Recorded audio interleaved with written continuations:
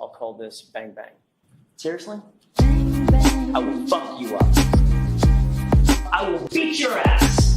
Bang, bang. I will fuck you up. Pull up, bitch. Bang, bang. I will fuck you up.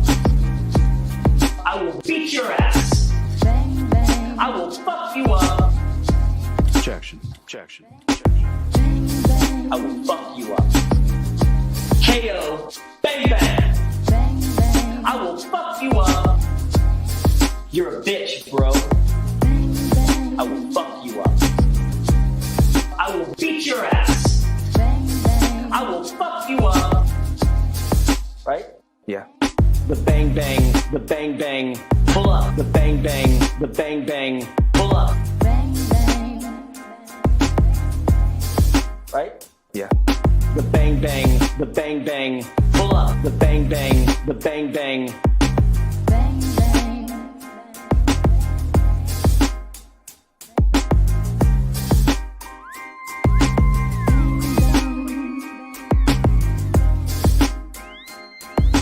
Bang, bang.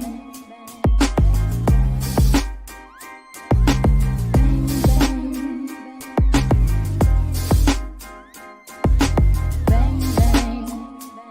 All right, Mr. Lally, your next witness, please. Yes, Your Honor, the Commonwealth will call Trooper Michael Proctor to the stand. Please state your name and spell your last name for the jury. Michael Proctor, 𝗵𝗺cie_𝗹𝗄𝗆. You're a bitch, bro. Bang, bang.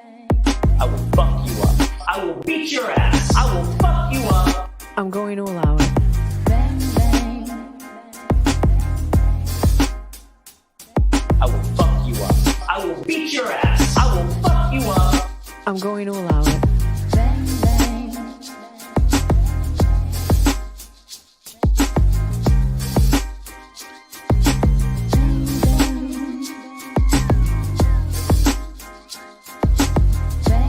My name is Aidan Kearney. Also known as Turtleboy. Is a senior editor for Turtleboy Daily News. I'm a big fan. We've broken hundreds of stories that the mainstream media won't touch. Some blogger in Massachusetts who's getting to the bottom of this better than anybody. Why is it Turtleboy that is covering such important issues? Where is the rest of the media? You did not say that you were gonna take my baby out of revenge and make him a transgender baby. Stop it. Don't you want to ask some questions? I know you do. I do. I know have you do. People don't like the things that I say and want me to stop saying them, but I won't. I'm never gonna stop. These are the kind of stories that must be told.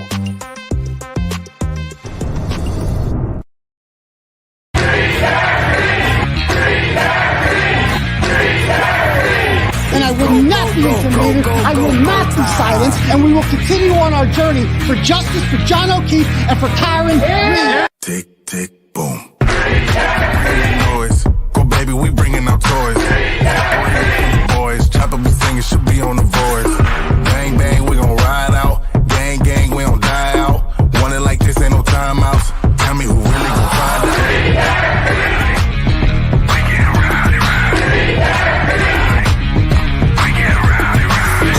We be disturbing the peace, working, we serving the streets. Karen Reed has supporters who've shown up in large numbers. Tick, tick, boom. Hard body, and not scaring nobody. You make me resort to wildin'. You must be blind by the diamonds. I didn't want it to be this way, but y'all won't need to try this. So it's no way around it. You the loudest one, it's going quiet.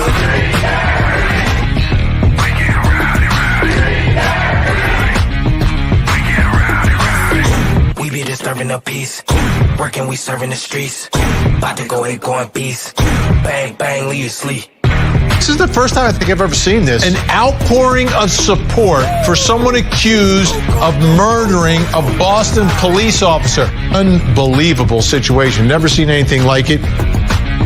Tick, tick, boom. You can't stop me, so who gon' stop me? You can't stop me, so who gon' stop me? You can't stop me, so who gon' stop me? You can't stop me, so who gon' stop me? We be disturbing the peace.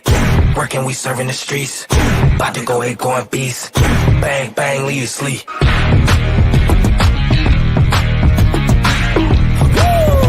It's go, go, go, go, go, go, go time.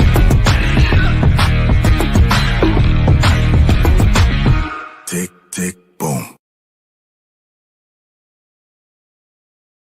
Boom. What's up, turtle people? How's everyone out there doing tonight? Good?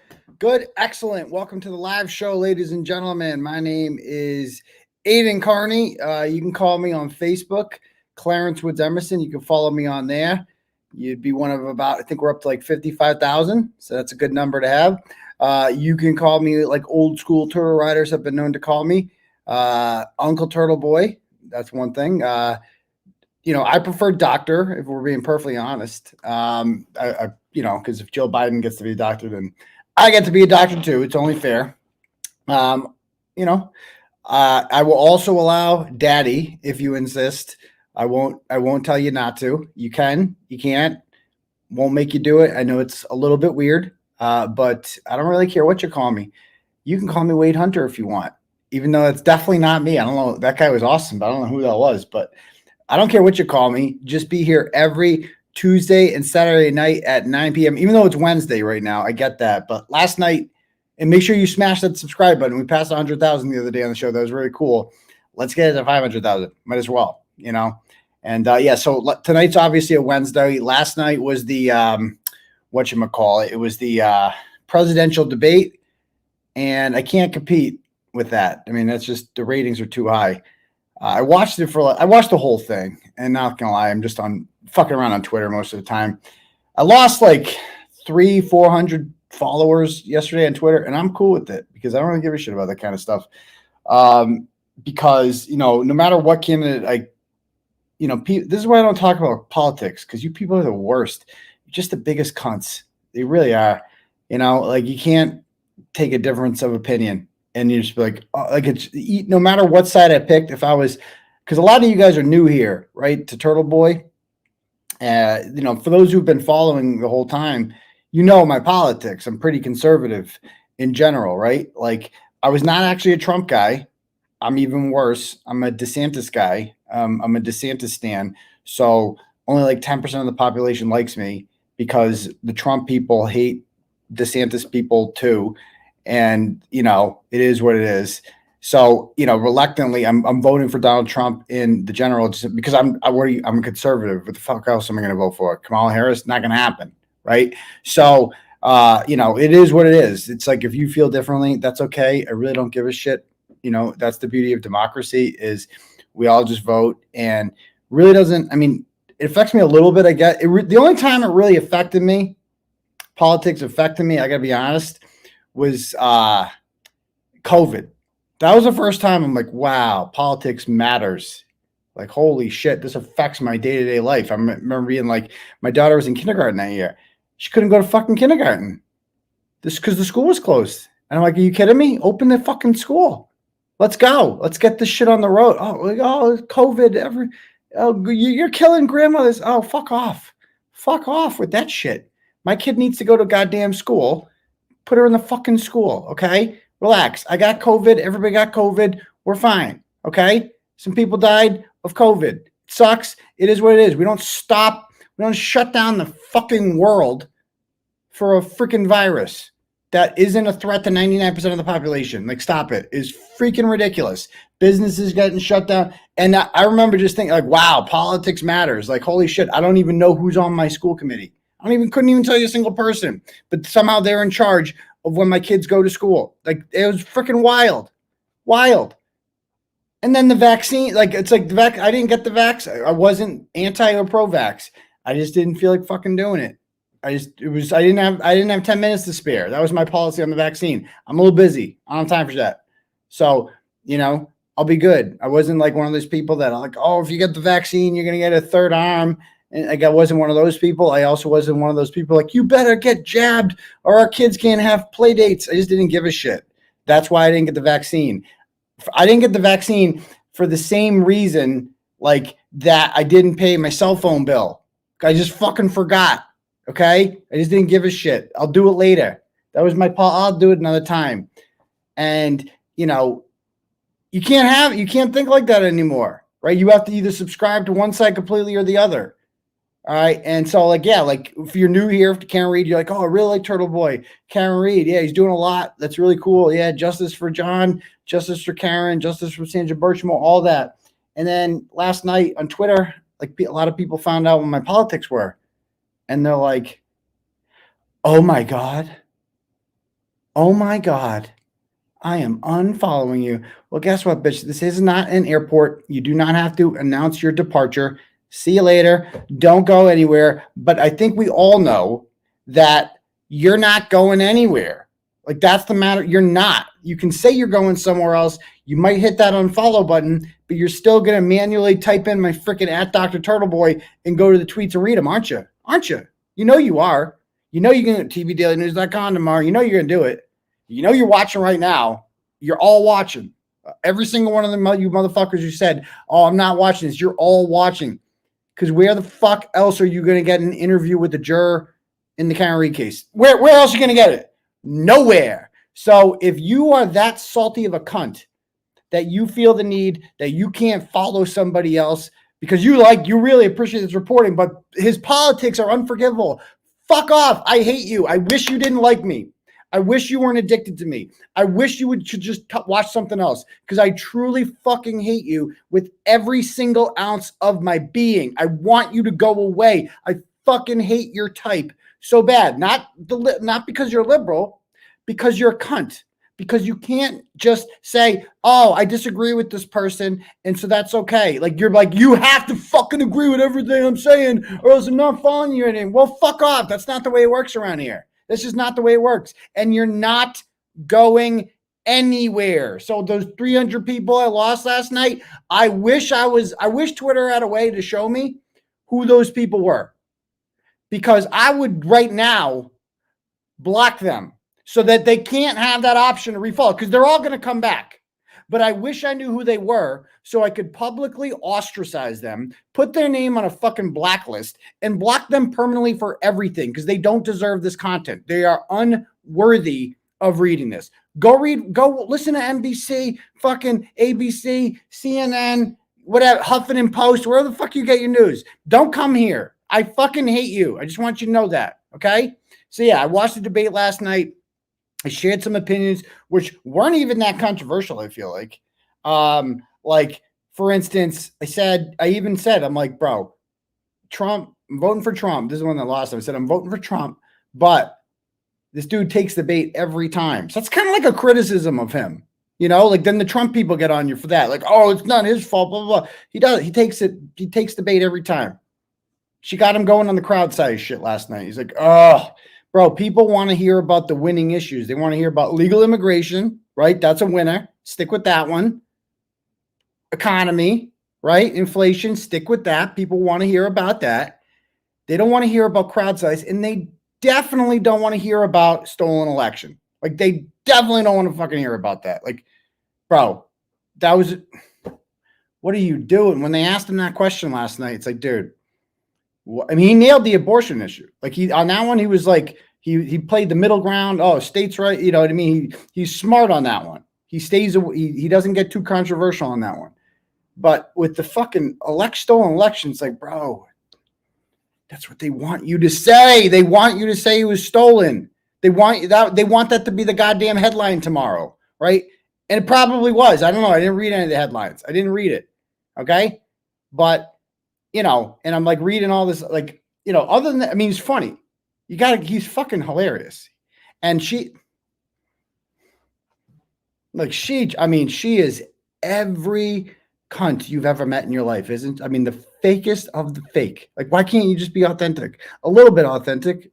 I mean, that guy, at least Trump is fucking boombastic, douchebag, takes the bait every time, whatever. At least he's authentic. That's what people like about him, right? And it's like, Kamala, what are you doing? What are you doing? So anyway, we'll see what happens. It's a coin toss. Like in Vegas, this is going to be one of the closest elections ever. They all are. It's wild. It's wild how close this shit is. Like, it didn't used to be this way. Remember we used to have landslides? Like Obama won Indiana somehow, and like North Carolina, in like Iowa, states you're not supposed to win as a Democrat. He fucking killed it.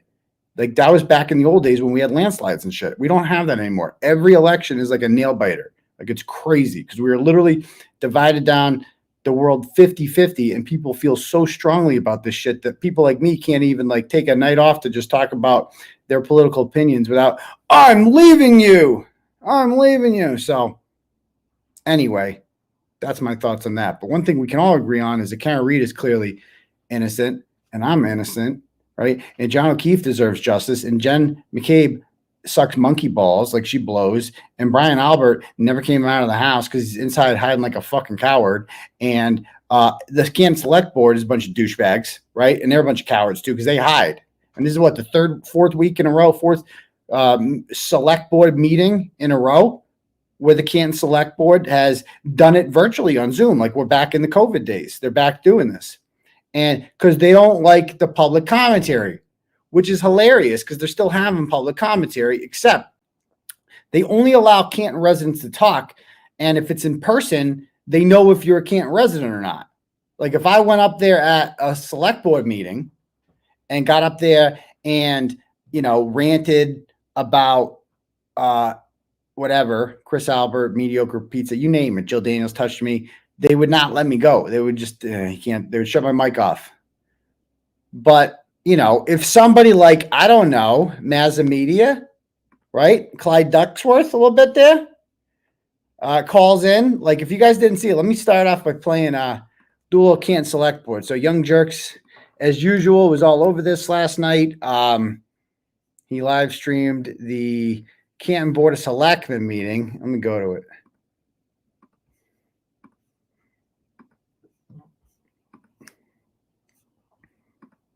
And it was, you know, so we heard from this, if you recognize, I think his name was Mario. What the hell is this? Hey, he got on? Oh, no, this is, so John Como, whose naked pictures Jennifer McCabe sexually harassed me with last July. She sexually harassed me with John Como nudes. He has been going to the homes of these people, of the Canton Select Board members, and, you know, calling them out for, you know, dressing as a chicken and stuff like that for not going. And so I guess he's You got a restraining order against me, even though this is and Mike demonstrated was free speech of a public official. Try thank you. Try getting a restraining order on him. Thank you so much for having me on. Wait. You give us just a second. That. Wait a minute. Did John Como really get on, or was this just on the Young Jerks? Did he actually bring him on? Perhaps you stepped away as well.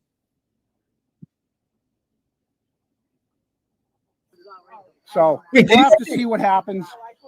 This is my third time here, and the police told him if I come here 3 times, you get a restraining order against me, even though this is demonstrated free speech of a public official. This was not.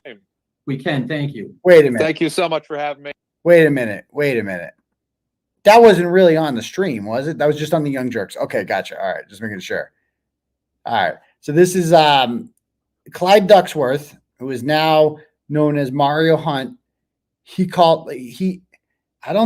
says he's a Canton resident, but again, if it's not in person, there's no way to validate this. So we just got to take Mario's word at it. On the meeting tonight, just want to start by saying that here we are. It's another Tuesday night with another select board meeting being held virtually. How long do you intend to hide from the tax-paying citizens of Canton? I mean, seriously, this select board needs to be honest. You guys are embarrassing yourselves. Are you really that afraid of your townspeople? Has the Canton Police Department issued a public apology to Jennifer O'Donnell yet? If they haven't, and I doubt they have, they should. Doubtful. Is Police Chief Helena Rafferty still trying to go after the Canton Nine? Yeah. How about she leaves those people alone? Yeah, leave the them clerk alone. magistrate has spoken. True. It's not witness intimidation. Good to him, It never will be considered witness intimidation. Never. Has anybody on the Canton Police Department conducted any serious investigation into who is going around bleaching residents' lawns, such as Rita Lombardi and many others? Nah. I doubt it. This is not transparency from the police department. Canton has a lot to be ashamed about, but it all starts with the police department and the select board. I'm Mario Hunt. Thank you so much for having me on. Thank you. Thank you. All right, Ellen, if you could just put your last name in there, and I'll be happy to call on you. Well, let's go to Ashley Bell. Okay, so Ashley Bell came on. She was on the witness list. She was on the witness list at the 𝗫𝗏 murder trial. She wanted to talk about speed bumps and shit. So then, like, I don't know, that Mario guy made a lot of great points. He sounds a lot like that guy Clyde Ducksworth, though. I'm not sure if maybe they're twins. I don't know. But either way, this is what happens when they hold the meeting virtually. And so then there was another caller later on who was making a lot of good points. His name was, I think it was Wade Hunter. Wade Hunter was his name, which I believe happens to be the names of the two Lucky. Let's just say Lucky. Speaking of Lucky, two of the Lucky kids that got away from Krusty Panties, right? The ones that were forcibly taken by the state. I think that was their names. I'm not sure if there's any relation. When we have 38% of the money going to 11 people. We all know that this town is a generational police family town. True. And there's positives to that, but there's also negatives. When people grow up together, go to school together, play sports together, and even go to family gatherings at other police family homes, that causes a problem. That's too much togetherness. You'd never find that in a private sector. True. It does not have diverse thinking, and it has the problems that we are seeing today. So with the audit that's coming, it has to be transparent all the way. We did the scope in an open environment. We now need to do the interview process and evaluation process in an open format if we are going to heal this community and rebuild trust. Cool. There's something wrong with our police. All right, makeup. Mr. Body, thank you very much. Thank you very much. Time is up. I asked a We have question. time for one more. And Mr. Hunter, we'll give you another chance. Oh, okay. Wade Hunter. Let's see what Wade Hunter's got to say. So, Give it a second. Who's There that? you go. State your name and your town, please. Yeah, this is Wade Hunter from Canton. And I was just reading on this website, the Turtleboy Daily News. A really sharp guy. Yeah. Just about, Yeah. there was a juror that he interviewed. And his juror said that the Canton Police Department are like a joke. And that they were such a joke that they assumed that they were incompetent. And they didn't find no pieces of taillight. You got that? No pieces of taillight at the scene, right? But they missed it all. But the state police found 45 pieces. Yes. And so instead of assuming that the pieces were planted, they assumed that the Canton Police Department, led by Lieutenant Gallagher, is just blind. You got that? He's just blind. He don't see nothing. How do you employ all these cops and pay them all this money and they can't even find no thinking taillight? Oh, and by the way, how come the chief hasn't said nothing about that? How come she hasn't stood up and say, hey, state police, my cops, they can see stuff. We ain't stupid. There was no taillight there when we were looking, but now the state police and 𝗵𝗲 comes along and there's all this dang taillight there. Oh, and speaking of the chief, where is she? Is she going to say anything about Sandra Birchmore? Hello? I thought you were supposed to be this girl power. You're the first chief and blah, blah, blah, blah, blah. Girl power up the yin yang. How come she don't say nothing when a pregnant girl is killed in the town and Lanka shows up? Of course, Lanka's the first one on the scene. And what does he rule? Oh, she's a suicide. You don't even look around the apartment. There's a broken necklace on the floor. He didn't think that was a clue. He thought there's laundry. There's laundry in the washer and dryer. He doesn't think that's suspicious. And what happens to Lanka? Oh, Lanka got a promotion for that. Every time Lanka covers for one of his scumbag McAlbert friends, it seems like he gets yet another promotion. And I know Chicken Palm Charlie's sitting there right now, drinking his iced coffee at home, and it's all his fault. All the corruption in this town stinks. I've been living here my whole life, and thank God for Turtleboy for shedding the light on this stuff. We should build a monument to Turtleboy in this town because he's exposed all you corrupt scumbags one by one. Flattered. Thank you. Thank you. Thank you. All right. So that concludes. Oh my God. Thank you. Man, that guy is awesome. I love his idea about the monument for the Turtleboy statue. I'm happy to be making a difference in these people's lives. Like lifelong Canton resident. You heard him right there. That guy, I don't know much about him, but he sounds like he loves his scratch tickets and his, extra large iced coffee, extra cream and sugar. He likes football on the weekends. Keep it simple. His the old ball and chain's always nagging him. To do shit around the house. She don't give him a break. He sounds like he's sick of it. He's sick of the McAlberts. He's been living in Canton his whole life, and he's had it up to here with them, of all the good old boys, So that's good. I'm glad to see that we're making a difference in that town. Maybe he'll call in next week, or maybe somebody else will call in that we've never heard from before. I don't know. We'll see. As long as they want to keep doing these virtual meetings, maybe Clyde Ducksworth will come back. I don't know. But Lanker is probably, he heard that and he got called out. He got called out at a select board meeting. So I heard that Wade Hunter was planning. I think I read somewhere he was saying that like he regrets that he didn't end the tirade there with that epic speech with Colin was in the house. That's what I heard that he wanted to end with, but he forgot to say it. So he just said, thank you. But that was good. That was Loughran just sits there. He just sits there. I would have loved to see Chris Albert's face. So at least he didn't say retarded or cunts. So it can't be me. Some people say it sounds like me. I would have said retarded or cunts. No way I was avoiding those words. So God bless Wade Hunter. He deserves a meal of food. I'm surprised Wade Hunter didn't talk about Jill Daniels there and, that she's going around giving people rabies and shit in town. I don't know, but he got it done. All right, guys. So anyway, that's that. If you guys like the program and you want to have your messages read out loud to the class before we get started, you can click on the link at the top to Turtle Chat. Write any message you want, and I'll read them out loud to the class. Or you can cash at me at $UncleTurtleboy, and I'll do it that way. The two things I want to get to tonight really are the juror interview that I just published a blog about. If you haven't seen it already, the juror interview, I interviewed that same juror again, and a lot of interesting stuff came up that we got to talk about. And we got to talk about the Krusty Panties audio with the fake victim. It was entertaining. I'll just put it that way. So we'll start with the important shit, with the juror shit. But before we do that, let me just read some turtle chats here, shall we? Give me one moment.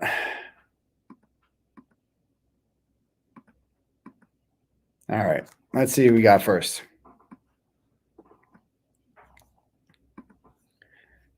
And we're on Rumble, right? How many Rumble rats we got going right now? Okay, 182 of you people. How many YouTubers? We got 4,800. Nice to see. And God knows how many on Twitter. Okay, cool. All right, first up, where'd it go? All right, we got Bukaki's missing dentures. Says sends $25 and goes, somebody had died to hear from is juror number 3, the one Fanning got excused. Like, is there scoop there? Also, does Bev play bullshit bingo games when eliminating alternates at every murder trial? If so, does it roll the same way every time? It's all sketchy, in my opinion. Well, we all know. I've talked to 2 jurors now. I'm not saying which numbers they are, but I would also like to talk to juror number 3. I bet she's got a lot of interesting things to say. So thank you. Sarah sends $50 and says, "You do you. We are all here for it. Thanks again, Dr. Turtle Daddy." Sarah from Miami, Florida. Well, thank you very much, Sarah from Miami, Florida. I can always be your turtle daddy. I appreciate that. Penny sends $10 and goes, "The second juror interview is a tough read, infuriating, but thank you for all you do. Hashtag free Karen Reed, free Turtleboy, and justice for John O'Keefe." Well, thank you. Yeah, it was tough to hear. I'm not going to lie. But again, you got to report the news as it comes in, and it we learned a lot from it, and it's very disappointing. Like, let's just put it that way. It's scary. I have a lot of thoughts on it. We're going to get to that. So thank you. Derek sends $25 and goes, gonna be a good show. One question I would have asked if I was the jury was curious as to how many times Lally Good objected and Beck sustained. I don't know if they were keeping track of that, but it was a lot, and it was very annoying because I've watched some trials since then, and it doesn't really happen very often. It's exact trial by your peers is terrifying. You're absolutely right about that. Okay, I've got some cash apps here. Let me bang through.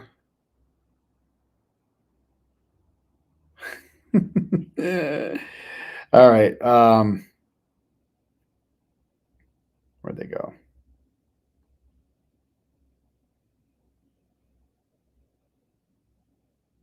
All right, we got Catherine sends $25 and goes, apology donation for unfollowing. I'm back. All right, well, at least you apologized and gave me $25. Thank you, Catherine. I appreciate that. I won't block you, I promise. All right, Katie sends $10 and goes, Turtleboy Canton Monument Fund. Awesome. Get you guys. I mean, I wouldn't object. I'll allow it. I mean, I would never propose that myself because that would be really arrogant to do and, kind of self-righteous. But Wade Hunter wants to get the ball rolling on that one. He's a lifelong Cannonite. Who am I to say no? Jim Ferris Bueller sends $5 and goes, your call to town meeting was unfunny, you fruit. Okay, well, I haven't called any town meetings, but I liked Wade Hunter's. I thought it was pretty good. So thank you, Jim Ferris Bueller. $5 from Mark Del Negro says Trump Vance 2024 because fuck people's feelings. Okay, we'll see. I mean, it's going to be a close one. I'm looking forward to the gas. I missed the gas prices. Not going to lie. We'll see what happens. Tammy sends $20 and goes, for all you do, Wade. I'm not Wade. That's not me. But he said, he sounds a little bit like he's way smarter than me, though. I mean, Wade Hunter is sharp guy. I mean, he's really nice too. And says, for all you do, we appreciate all you do. Well, thank you very much, Tammy. I do appreciate that graciously. And one more thing I forgot to announce here. So, hold on, let me see.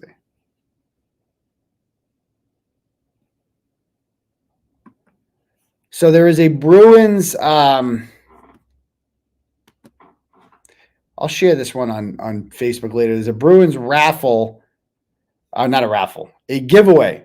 No, we don't do raffles. A Bruins giveaway here to help support the Turtleboy Defense Fund. A generous turtle rider has donated tickets to the Bruins Capitals preseason game at 7 o'clock at the TD Garden, of course. You can enter $10 donations there for a chance to win the tickets, right? But definitely, it's not a raffle. Definitely not a raffle.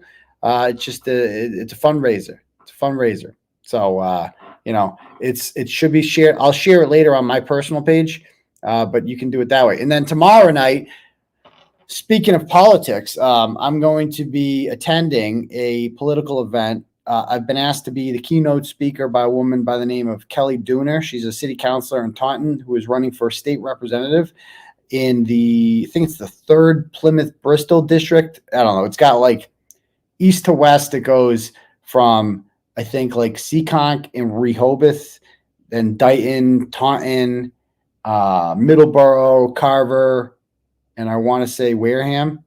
So it's got all those towns in it. Anyway, that's going to be her district. So she's having an event tomorrow in Taunton. I think I shared it on Facebook. It's a fundraiser for her campaign.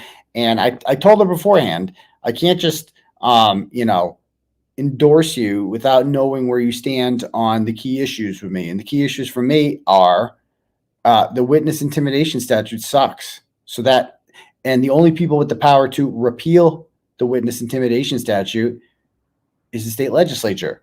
So she would be on the state legislature if she was a senator. And so I explained to her my issues with it, which she knows because she follows me and she supports Turtleboy. I mean, she invited me to speak, for crying out loud.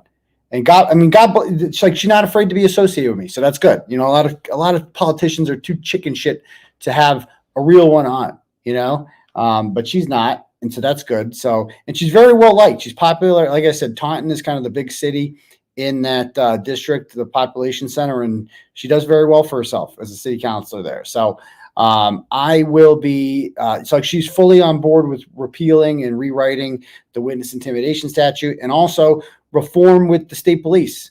We need oversight with the state police. It's absurd and ridiculous that the state police seem to be accountable to no one. The governor does nothing. The attorney general does nothing. We need our elected officials to start holding these people responsible. Speaking of the devil, so yeah, it's tomorrow at 6 to 8 in Taunton. I've shared the event on Facebook. I think it's $40 to get in for the fundraiser, and I'll be there. Other than that, speaking of, next, what is it? Thursday, a week from tomorrow, is going to be the big rally at the State House, and I will definitely be there from 11 a.m. to 2 p.m. I understand people work and shit, but if you have, maybe you have a night, maybe you can have flexible hours, who knows, right? 11 to 2. We want to be there when the legislature is in session, because we want our elected officials to be out there with us. So I would highly recommend go find out who your state rep and your state senator are. You should know that anyway, but if you don't, go find out who they are. Send them an email and tell them we would like for you to come out there with us. Like that guy, like my favorite communist, Mike Connolly, state rep from Cambridge, or is he a senator? I think he's a state rep. And I disagree with this guy on everything. Like he is radical. He's a socialist. He admits it. As radical as you can get. It was like the worst on COVID, the worst. But he came out in support of Karen Reed at the last protest. We had a whole bunch of people out there, and he felt inspired to come out there, take a picture with them, and then post Free Karen Reed on his social media. That's what we need. Bill Galvin, that's the Canton one. Like this motherfucker, he's like a McAlbert. That guy, like we need people, elected officials, to come out there and stand with us. So we need that. So make sure you contact them. I'll be there. We need as many elected leaders as possible out there, even if it's brief. Come out there, meet the people. We need oversight. So we're going to the right place tomorrow. We will be there. I'm not tomorrow. Thursday at 11 to 2. We'll be there. All right. So okay, let me just make sure we refresh the turtle chats, make sure we're not missing anything. A couple more here. Wendy Sue Winter sends $10 and goes, do you know what Kevin Albert's punishment was? So much for police transparency. The Canton Selectboard are brushed over. No, they'll never tell us. Basically, Kevin Albert's back on the job. People saw him doing details the other day. So basically, when it was discovered during the Karen retrial that he got drunk and left his gun and badge in Michael Proctor's car, the punishment for that was a 3-month paid vacation during the summer of all times. Now the summer's over, he can go back to work. That's how they do in Canton. That's how they do. I mean, unbelievable. And that motherfucker is a lot more involved in the murder, or at least the cover-up of the murder than John O'Keefe than people realize. Of course, he'd have to be, wouldn't he? Nicole sends $10 and goes, I was a deliberating juror today for the first time and couldn't believe how different people interpret the evidence. Very interesting given your interview today. We were 9-3 on not guilty, but were able to reach a unanimous vote of not guilty. Thank God. Free Karen Reed. Well, that's interesting. That's interesting. So I'm glad you guys could reach a verdict. Bob sends $25 and goes, Turtleboy, we need a GoFundMe for your much deserved statue in Canton. Talk to Wade Hunter. That call was epic. The funniest call of it. Watching Dick Loughran's face while you crushed, I didn't crush him, was priceless. I can't stop watching it over and over. You're a great journalist and the best, funniest entertainer. God bless you from all of us, Bob. Well, thank you, Bob. You're too kind. I appreciate that greatly. If anyone else wants to have their message read out loud, like ELKR, he said, he sends $25 and it says, would you consider selling autographed copies of your book? It would give us supporters in different states a little bit of Turtleboy since we can't meet you and help your defense fund. Well, I can't. Like, people bring their books up to me and I sign them. That's all I can do because the Amazon prints them, so I don't even touch the books. I wish I could, but I do cameos maybe we need to set up a button where people message all the time and ask for cameos. They do cameos too. So a lot of people do them for the birthdays and whatnot, or just cheering up or God knows whatever. So we do those. I mean, those are better, quite frankly, than I think autographs are overrated. Like, what do you do with an autograph? You're like, ooh, there's a signature. Yeah. And you don't even know if it's real, whereas like a picture, a selfie with somebody that you want to take a picture with, that's forever. You post that shit on social media. That's cool.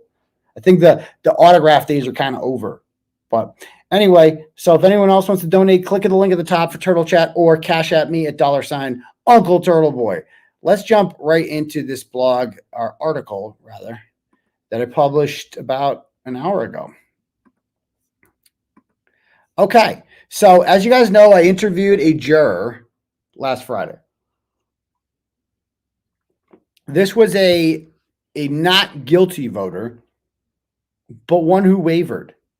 I told him before, I'm like, what are the rules? What are the rules here? Whatever you want. Because when I interviewed the first juror was much more worried about their identity getting out and wouldn't even answer some questions that I posed because they were worried that the answer would somehow give context clues about who they were, and they didn't want to do that, which I get. So it's like, I will leave it up to any juror who comes forward. It's your rules. You know what I'm saying? Like, I want to make you feel comfortable here, right? Because I'm interested in learning about this. And so really they're holding all the cards, aren't they? Like, they get to make the rules, period. And I'm here for it. Whatever I can get out of them, I'm gonna get out of them. Because come on, how can you not? Like, this is quite the opportunity. Having an opportunity to talk with a juror. Like, bro, us and millions of other people have been following this case nonstop for the last 18 months. Some of us are newer, but a lot of us have been here, and it's been a wild ride, right? And, we're so into it. We take in every motion. We read every fact. We debate it. We watch Melanie Little. We watch The Glarer. We watch Young Jerks. We watch Brian LTL. We watch Nurse Kim and Dave is a thing now. We go down the line, and I'm probably forgetting a million content creators out of here, but we watch them all. We don't watch Plevin except to laugh at it, right? But we go down. We just consume this shit. We eat it for breakfast, man. And it's been a wild ride. And so we're so into it. And then the big moment comes, the trial. And we all sit through all this testimony, hanging on every word. And we're like, oh shit, we're battling people on Twitter, calling out the McAlbert supporters, doing our thing, dealing with false labels, wrongly saying that we're booing the O'Keefes. That's like the greatest. The O'Keefe. Oh, that's the other thing from last night before we're going on a tangent. No matter what side of the aisle you are on, the lie about the very fine people, like, that's a fucking lie. That is a lie. Trump said that the white supremacists are very fine people in Charlottesville. Complete bullshit.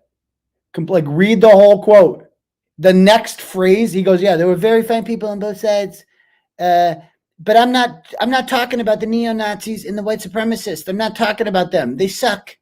They suck. That's the whole quote. They just said and then the media takes as very fine people on both sides. So last night, I pointed out rightfully, like, holy shit, this exact same thing. This is what I got charged with. They took phrases of what I said and threw them in charging documents and didn't include the rest of their sentence, which completely changed the context of what I was saying, the meaning of what I was saying.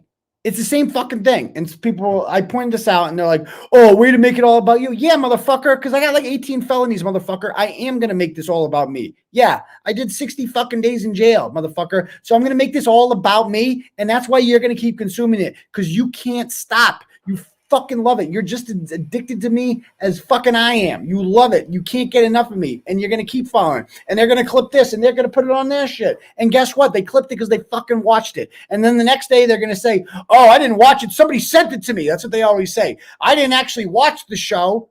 Somebody sent me the clip. They love saying, motherfucker, just admit it. You watch that shit. You watch everything in case, you know why I know they watch everything live? In case I fuck up.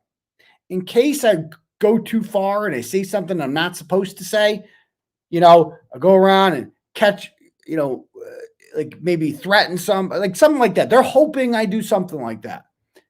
And they're going to they like, I know as a fact, Krusty and them, they just sit in Discord and they watch the shit. Hey, Discorders. And and then they download it. Like they download it. As soon as then download it, when Casey deletes it, I don't delete shit, motherfucker. I don't delete anything. Nothing. But anyway, what else was I saying? What else was, I forgot what else I was going to say. Okay. Where was I going on this? It's some rant there. Oh, the very fine people thing. And I forget. Where was I talking about? I'm going to go back and listen to this. Hold on.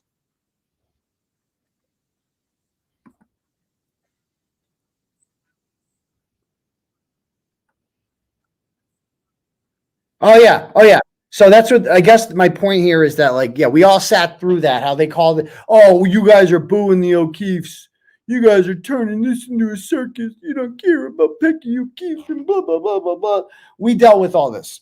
And we've been sitting through this trial and this shit for so long. And these fucking lies about, oh, you see like, I broke down the fucking complete lies in that Sandra Birchmore thing. Oh, he's talking about, oh, Turtleboy is, Krusty made a video and she can't share it herself because it's a violation of the order. So she just has some other goon share it. And she's just so obvious about it, though. And they tried to make it look like I am excusing what happened to Sandra Birchmore, which is a complete fucking lie. It's like, oh, he's okay with pedophilia. He's okay with this. I was talking about when they impregnated Sandra Birchmore. She was a 23-year-old when she got pregnant. Okay. She was raped 8 years before that. The rape is bad. The murder's bad. The impregnation's bad. It's all bad, right? The other two things are crimes. Getting pregnant was not a crime.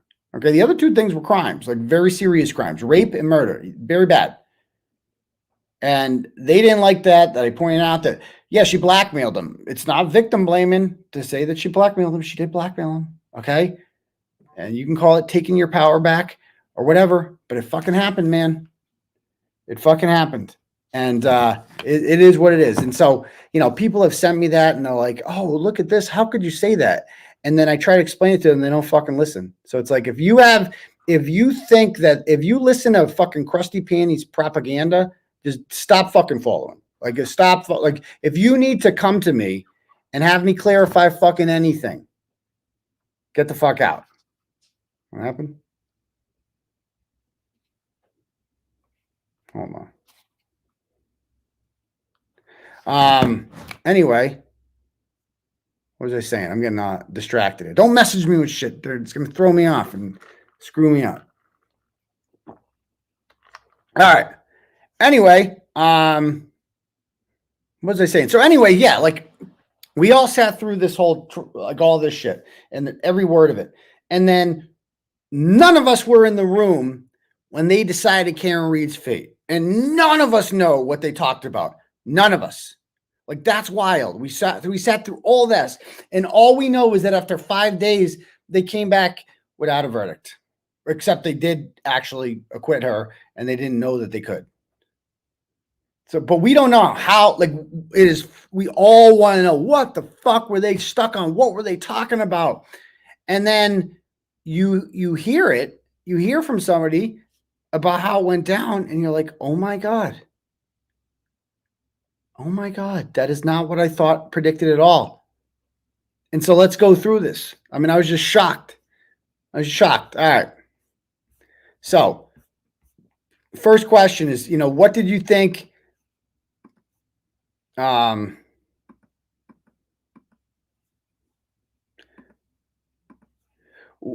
do you think reasonable doubt is? Was the definition discussed during deliberations? We extensively discussed reasonable doubt during deliberations. We kept reading the charges. It was easy for the first and third charge. Whenever we read it, we all agreed there was reasonable doubt. So we voted, this meant to say not guilty. We voted not guilty. But for the second charge of manslaughter, it became gray for some. Reasonable doubt to me means it's unclear. So based on the evidence It wasn't very clear. There could be some instances where perhaps, okay, so bottom line here is it's unclear what is even clear. Like, based on reading this guy's thing, everyone was just kind of making up their own definition of reasonable doubt.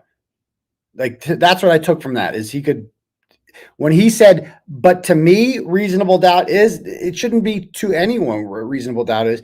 Reasonable doubt should be clearly defined what reasonable doubt is. So that's one thing, okay? Because it has to be beyond a reasonable doubt in order to be guilty, because you're taking away somebody's life, liberty, everything. Everything. You're robbing them of it. You're taking their life. So,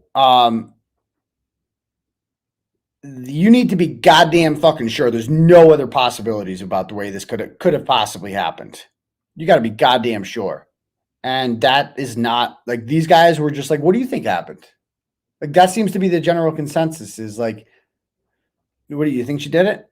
Yeah, she probably did it. What about all this other shit? Yeah. I like this stuff over here. This stuff is more convincing. So I'm going to go with that. Are you 100% sure? If you asked any of these guilty voters, put it this way, and I mean this for everyone. If you asked any of these guilty voters, put your money where your mouth is, or bet something that matters to you. Bet your, I don't know, maybe this is kind of morbid, but like, would you bet your children's lives on that fact that Karen Reed's guilty? Would you? Would you? Because I would bet anyone's, like literally anyone's life, that Karen Reed is not guilty and not think twice about it. It's just, I'm not going to lose, because she obviously didn't do. I'm that fucking positive. I am that positive. Like, I wouldn't even consider it a bet, because there's no chance. You can lose bets. You can't lose. Like, it's a fucking fact she didn't do this, obviously. Like, of all these guilty voters, I would ask them, would you bet your kid, your firstborn child's life, that Karen Reed's guilty? Would you? And not a single fucking one of them would. Not one of them would. Because they can't be that sure. But they'll sacrifice Karen Reed's life. But, you know, I mean, Karen Reed's life is just a fucking thing they could play around with. And that's scary. That's scary. That these people did that. That these people so nonchalantly just played around with someone else's life. That's fucked up, that people out there are that nonchalant about it. And I hope they burn in hell, to be perfectly honest with you, those people. I really do. They're fucking terrible people. Like, they're terrible fucking people. It is what it is. I'm not going to dox them or anything like that, but they suck. They fucking suck, all of them. And God bless the heroes that kind of held the line and said, no, I'm not fucking around with someone's life like this, etc. Anyway, back to this. Was there pressure put on the 3 not guilty jurors to change their votes to guilty? Was it tense? Or the stated reasons for using to change their vote from not guilty? And it says it was very tense, more so for the side of not guilty. They didn't want to change because they felt there was reasonable doubt. There were some individuals who were very set from the beginning and wouldn't waver no matter what evidence was presented. Oh, that's good. We realized that no matter what, we'd never reach a unanimous decision. They're just like, nope, she did it.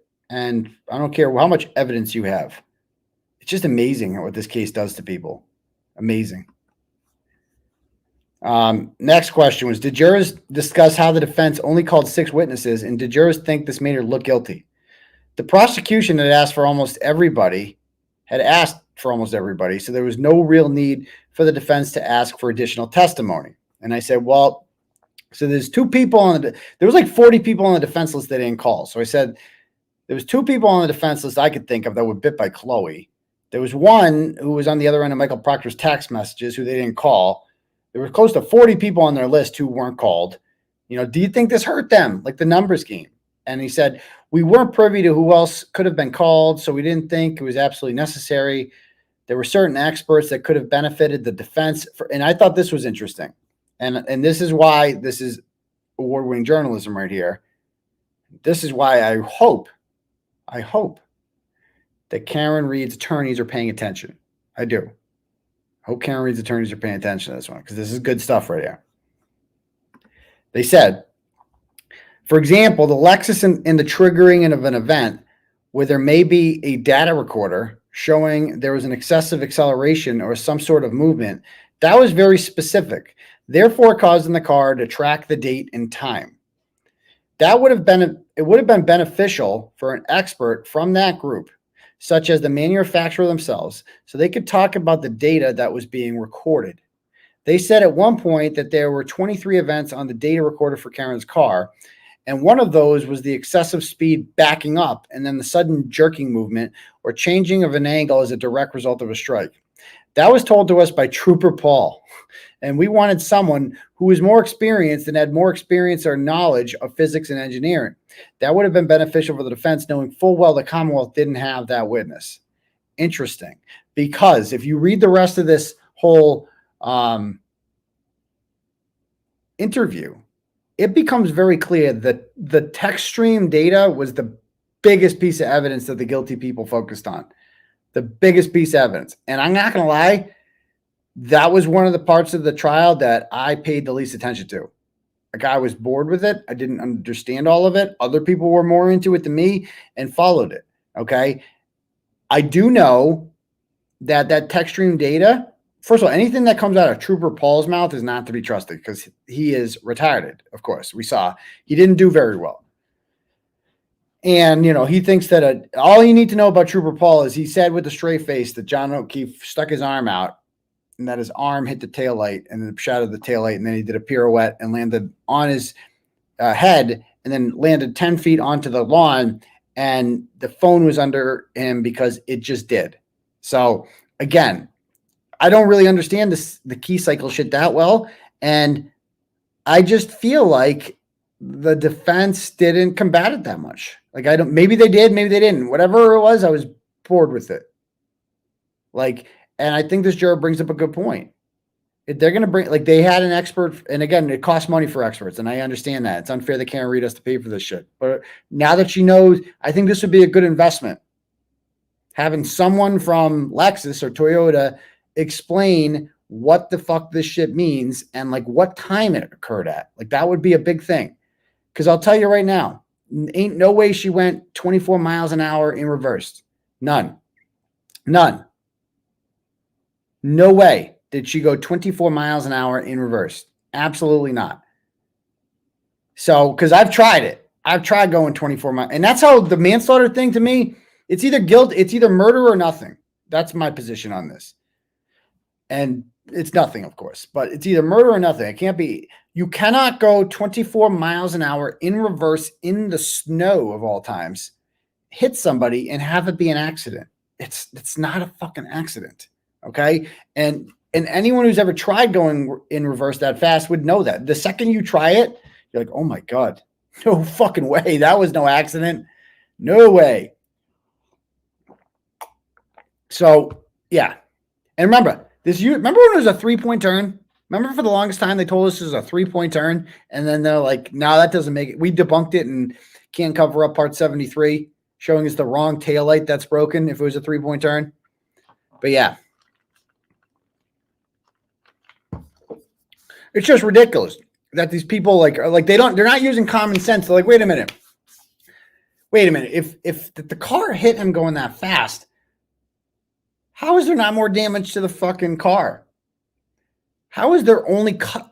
He was hitting the arm and then he did a pirouette. What? How come nobody saw or heard this? How come when people left, not a single one of them saw a body on the front lawn? Like, wait a minute. That can't be. Instead, they just looked at the key cycle data and they're like, well, I'm sold. Fuck it. Put her in jail. Fuck it. So, yeah. Anyway, so I think that brings a good point there. So you guys were not convinced by Trooper Paul. A lot of us were not convinced by him. He didn't give us any equations. He didn't seem like he could answer any questions about physics. Well, it just did. I mean, that kind of answers it, right? Well, he was the primary witness for the Commonwealth to prove John was hit by Karen's car. If he didn't come across well to the jury, how could anyone vote to convict her? Like, what was their argument? If they all agreed Trooper Paul blew and it was unconvincing, how can any of you people, like, he was the only one that explained how Karen hit him with a car, or tried to. He goes, the individuals who believed in not guilty felt we couldn't correlate John's injuries to the injuries of a motor vehicle strike. And again, I'm not really interested in, when I was talking to this guy, I'm like, I'm not really interested in hearing about the thought process of the not guilty voters. I know about the thought process of not guilty voters because I am one. I want to know about how the fuck anyone in their right mind came to the conclusion that Karen Reed is guilty. That's what I want to hear. I go, if he didn't come across well to the jury, how could anyone vote to convict her? He says that it wasn't clear based on what we saw that the vehicle strike caused his death. The injuries he sustained and the injuries to the vehicle were not consistent. I go, so this conversation must have occurred where not guilty voters like you said that the injuries were not consistent with the motor vehicle collision. And then the guilty voters must have said, yes, they are. And what was their argument for that? Like, this is what I want to hear.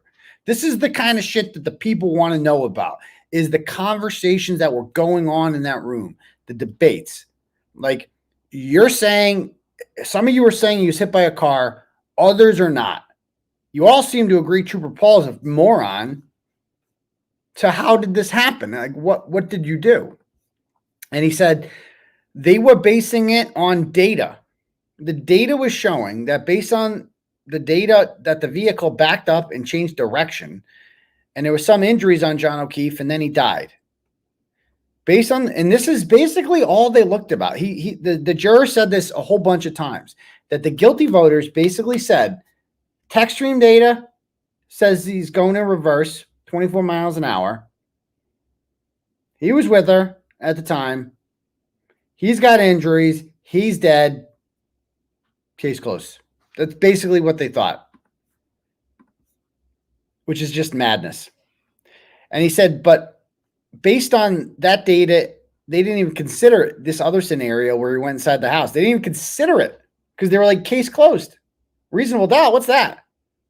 I don't want to hear anything, you know, blah, blah, blah, blah, blah, text stream data. Oh, inside the house. Blah, blah. No, they're not interested in explaining away any of that. They just don't care about that because they're like text stream data. It seemed like Karen backed up at a high rate of speed. The only other thing we could think of was it snowy and icy? Could the vehicle be struck on something, gun it, and maybe interpreted this very high revolutions per minute as 24 miles an hour? To me, this is reasonable doubt about that data. Again, that was not suggested by any expert that the revolution, I mean, I'm not gonna lie, that's something I thought of. But that's another reason why I think the defense should have somebody to combat this text stream stuff, because the text stream stuff is a problem, clearly, because this juror considers it a problem. Again, so Jen Alm says here, but the key cycles and 24 miles an hour did not coincide. See, I don't know anything about that. I'm a Karen Reed trial junkie, and I don't know anything about the key. I didn't pay attention. I was bored with it. I didn't get it. And now again, because the defense is really good at just explaining shit in an easy way. So just get an expert that can explain it, you know? That's what I was thinking, the spinning in the snow thing, because there ain't no way Karen Reed has ever gone 24 miles an hour in reverse her entire life. Ever. Ever. Nobody goes, no one in this goddamn watch chat right now has ever driven 24 miles an hour in reverse ever. Ever. So there's no way fucking Karen Reed has. No fucking way. No one did. Anyway, so you're saying that for guilty voters, the Lexus text stream data was really solid evidence, and you believe that a good witness for the defense to counter that would have been a Lexus expert, seeing if it really went 24 miles an hour in reverse. He said correct. And that's the other thing. How is it in the entire lifetime of the car, she only had 23 triggering events? Can revving the engine create a triggering event? It would have been nice to know. There you go. Can you please clarify what you meant when you said that one of the jurors spoke to a family member who alerted them of my presence in the courtroom? Because that's what he said in the first interview. And his answer to that is, that was something we discovered in the middle of the trial. One of the jurors said they recognized your face in the courtroom. So they were talking about this in their lunch breaks, on the bus ride home, about, oh, there's Turtleboy. I recognize him. Even though they were asked about me, every juror was asked during selection, you know, have you heard of Turtleboy before? And some had, but they had to be like, we weren't really following the case, but they recognized me. They recognized me. And they said here, which is fine, but they shouldn't really be talking about me because I'm involved in the case, you know? One of the jurors' family members said that they were pointing out that one of the jurors was wearing a bow tie. And I did say that. I did say that. And this guy's wearing a bow tie.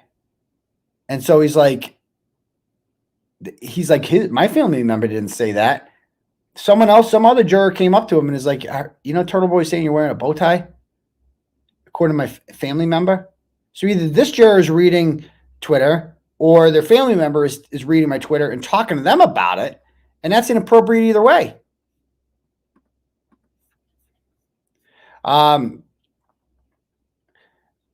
And I go, you were told not to talk about it when you went home, but it sounds like this juror talked to a family member who was watching my show. That seems to be a violation of the judge's orders, does it not? The judge ordered us not to discuss the case. She knew, and we knew it was everywhere. One of the things we asked to do was not watch news coverage. I continued to work throughout the trial whenever my coworkers began talking about it, but I left the room. That's impressive. This dude is an EMT. I don't know how he had time for it. He kept going to work throughout the trial. And so I'm like, he told me that like his coworkers did kind of figure out like, oh, this guy's a fucking juror. Holy shit. And that they would just not talk about it around him. That's what I'm saying. Is this juror misconduct? You got this guy to sign an affidavit saying that a certain juror was talking about this. I don't know how it works. I mean, what would they do? Call a mistrial? We already got that. So I'm not sure what that even accomplished at this point. You know what I mean? Goes on to say, did your coworkers, so you live in Norfolk County, right? He doesn't even live in Norfolk County. He lives in Middlesex, but I'm not sure that matters that much. What were your top 3 reasons that people voted guilty? Like, what were the top 3 reasons? The text stream data, alcohol consumption, right? AKA the videos of her buying drinks at the bar and her blood alcohol level, and that they were there at the same time. I'm like, what?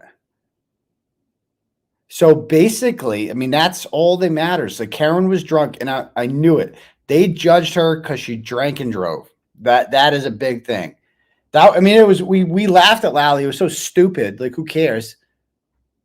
But maybe next time, the defense, I don't recall the defense ever, and maybe I missed this, pointing out that like Aussie Insider did a more thorough job than the defense did combating the Karen Reed had 9 drunks hoax. That's what it is. It's just like the Very Fine People hoax and the Turtleboy made fun of Cassandra Birchmore hoax, right? That I don't remember the defense ever calling out that hoax that she had 9 drinks because that was a complete lie. I mean, maybe I missed it, but it wasn't memorable enough for me to remember that. And you're right. She wasn't charged with DUI and she couldn't be. It would be too late. In my opinion, they didn't prove that she was drunk that night. She could have drank when she got home. Exactly. What do you mean they were there at the same time? He goes, the mere fact that they placed them there at that time and everyone else in the household claims that they never saw him. So those pieces of information made these jurors believe she was guilty. Aha. So I said, did jurors find it at all suspicious that not one of these people who left the house reported seeing John's body in the front lawn? I mean, Matt McCabe said he saw tire tracks in the snow, but he missed John's body, which was closer than the street. Was this brought up like that? How are you not? Like, that would be the shadiest part about this. And this is what I mean by deliberations. Did the people in the room who believe she was not guilty point this out? Like, explain that, motherfucker. Explain it. One of the things we deliberated was whether or not there was enough lighting in the area. There were no street lights in the area to illuminate it. Could it have been missed if you're not looking for a body and it started to snow? Some people weren't sure, but they were sure that she was intoxicated, that there was text stream data showing 24 miles an hour, and her and John were there at the same time, and he's dead. So, I mean, I get what he's saying there.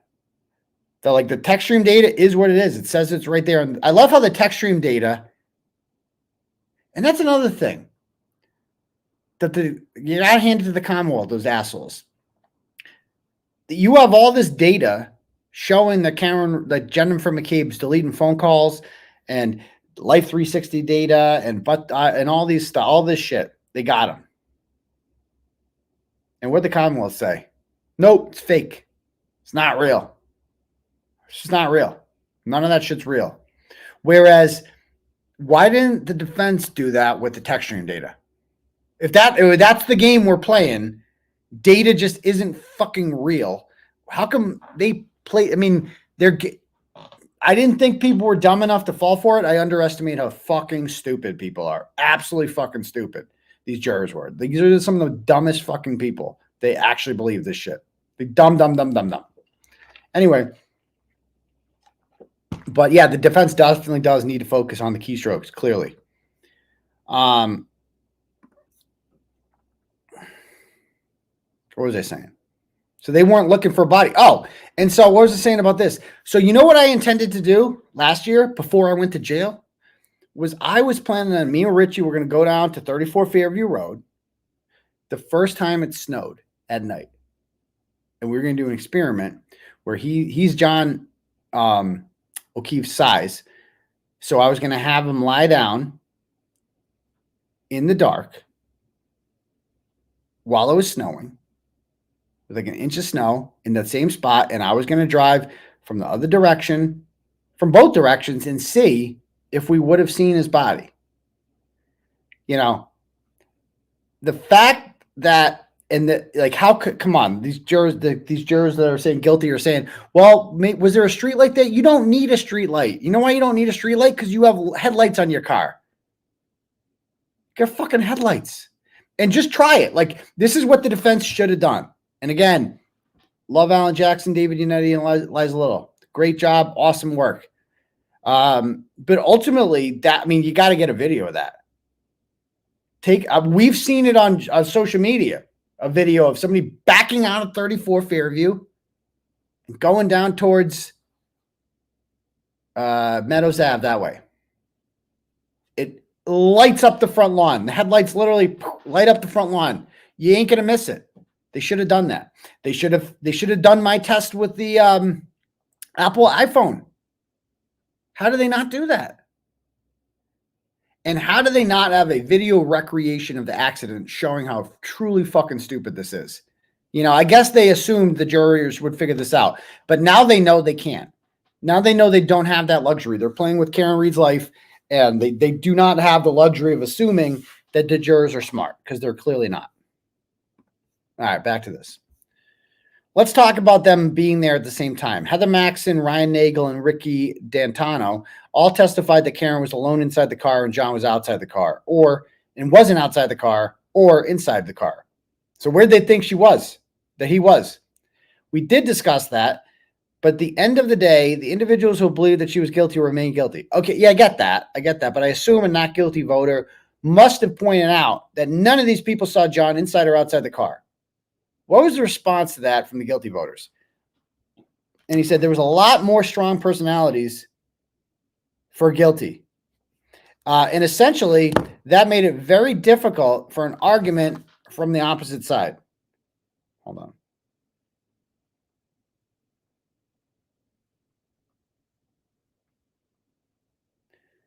All right. Yeah, there's a lot more strong personalities for guilty. And essentially that made it difficult, very difficult for an argument from the opposite side. I knew it. And this is the corruption. This is the corruption I'm talking about. Auntie Bev made sure. And keep in mind, so how do they know who to get rid of? And this is another thing. So they left their notebooks every day on their seats, right? And I've heard through sources that one of the jurors wrote somewhere on the sheet, like made comments about whether or not that they thought Kearney was guilty. That a couple of them did. And that who's looking at their notebooks? We don't know. Was anyone from the district attorney's office looking at those notebooks? Was Jim McDermott looking at those notebooks? Which court officers were looking at those notebooks? The same court officers who, some of them clearly don't like us. A lot of them do. A lot of them love us, and I love them too. Some of them I don't think do. And I'm just like, was Fanning looking at them? I don't know. These people are writing in their notebooks what they thought of Karen Read's guilt or innocence and what they thought of the witnesses, right? Then what happens? Well, Auntie Bev picks the foreman before the lottery. That is not, and I don't get why Karen Read's defense team isn't fucking raising high holy hell over that. The fact that they picked the foreman, a former cop, she picked the foreman before the lottery. So that means that his name wasn't even in the lottery to pick who would be the alternates. Why? Why is he fucking special? They all sat through the goddamn trial. Why is he special? Why does he automatically get to be on? And he just happened to have a very strong personality too. Whereas the three who were eliminated all had very peppy looking personalities just from their facial expressions. One was the one that wore the pink dress, almost in a form of protest. After she was eliminated, she's a lawyer, by the way. Did you know that? The woman who was eliminated was a goddamn lawyer. Lawyers argue for a living. She was eliminated. And so they didn't just get rid of 3 not guilty voters. They got rid of 3 strong personalities. And personalities won the day in that room. Because the 3 not guilty voters, God bless them, they stuck with it. And we're going to get to that. They don't have strong personalities. So 12 Angry Men. Henry Fonda won the Academy Award for that because of his strong personality. He convinces, it's 1 against 11. He convinces all of them to come to his side. Great movie. So he says, it's my understanding that the 4 not guilty voters at the end were you, the skinny guy closest to the witnesses, the young nurse, right? And the woman, the nurse, right? And the woman sitting next to her with the long dark hair and glasses. Were these people quiet? They clearly believed Karen Read was not guilty, but did they try to convince others that she was not guilty? And because again, not everybody has that type of personality, and they're not to be faulted for that, right? It's just how they are, right? Not everybody likes being confrontational and just going out and being like, no, you need to listen to me for the following reasons. They said, we did go around the room to speak our piece, explaining why we felt the way we did. But as we went around the room, we realized we were at an impasse because several people simply wouldn't waver no matter how much evidence was presented and there was reasonable doubt. I said 9-3 is pretty close to getting a verdict. Did the guilty voters at that point put pressure on the 3 remaining not guilty voters to say, the O'Keefe family needs closure. What can we do to convince you guys that she's guilty? And that must have happened at some point, like that they're like, it was 6-6, right? And then they gave him the TUI instruction and they sent him back. And they all of a sudden changed 8-4, then 9-3. And so, you got them on the ropes there. It could have gone either way at 66. The stronger personalities are getting kind of the weaker ones to come on our side. The mailman was one of the ones that switched sides. And so they're like, okay, come on over to our side. And 9-3, you're getting close. You got them on the ropes now. Just got to convince 3 more to come over our side. They couldn't do it. Thank God. And he said it was because there was a little bit of, I don't want to say coercion, but that they stressed that she was under the influence of alcohol and that she should be guilty of some sort of crime related to that. That was a fascinating statement from this juror. That they said, well, she was drunk and she drove, so we should convince her something. We can't let the O'Keefe family go home with no convictions. We got to throw them a bone. Like, that's so fucked up to please Peggy O'Keefe. We need to convict Karen Reed of something. No, we don't think she murdered him. No, but like we got to throw her a bone, right? She's sitting there crying and shit. We got to make her feel. I mean, how fucked up is that they said that we have to some sort of crime related to that. We gotta. Like, that is freaking insane, is it not? I mean, this is one juror's testimony. If any of the other jurors want to dispute this, I'm all ears. Okay? I'm all ears. But this is what, like, that's so fucked up. Like, that is, and again, this is a human being's life we're talking about. You might not like Karen Reed. You might not like the faces that she's making or the clothes that she wears or whatever, right?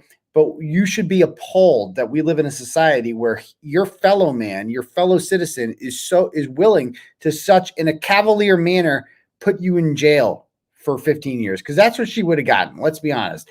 Auntie Bev would throw the book at Karen Reed if she's guilty. She is salivating over a guilty verdict. There will be no mercy for Karen Reed if she's convicted. Because in order to get mercy, you have to admit that you did it. And that ain't never going to happen. So Auntie Bet, and she just she hates her. So the fact that people are so cavalierly willing to do that should scare us all. They settled on involuntary man. They settled on it. Like they couldn't, like they're figuring out what to order on a goddamn pizza. One person wants pepperoni, another wants sausage. We'll just get fucking bacon or some shit. Okay, fine. They settled on it.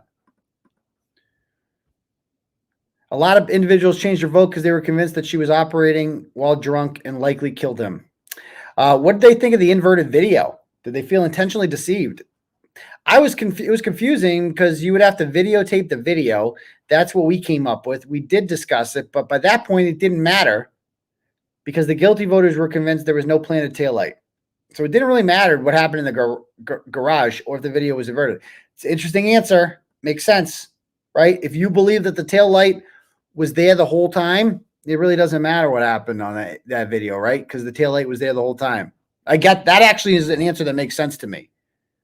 But my bigger question is like, and I guess I should have pressed them on this, is like, but why would they feel the need to invert the video? Like, is that not a sign of dishonesty to begin with? How can you trust them? But again, I guess they thought it just didn't matter. I go, why did people believe it wasn't planted, the taillight? The defense created the idea that the taillight was broken when she collided with John's car backing up. Guilty voters believe this didn't make any sense because there would be broken taillight in John's driveway. And okay, so this is another thing that they need to debunk. And I know Sean and the Gulf and them have attempted to debunk this by suggesting that Carl Dougal or Paul O'Keefe or someone took John's car and had it fixed, that it actually was, fucked up and that they got rid of the taillight. I find that hard to believe.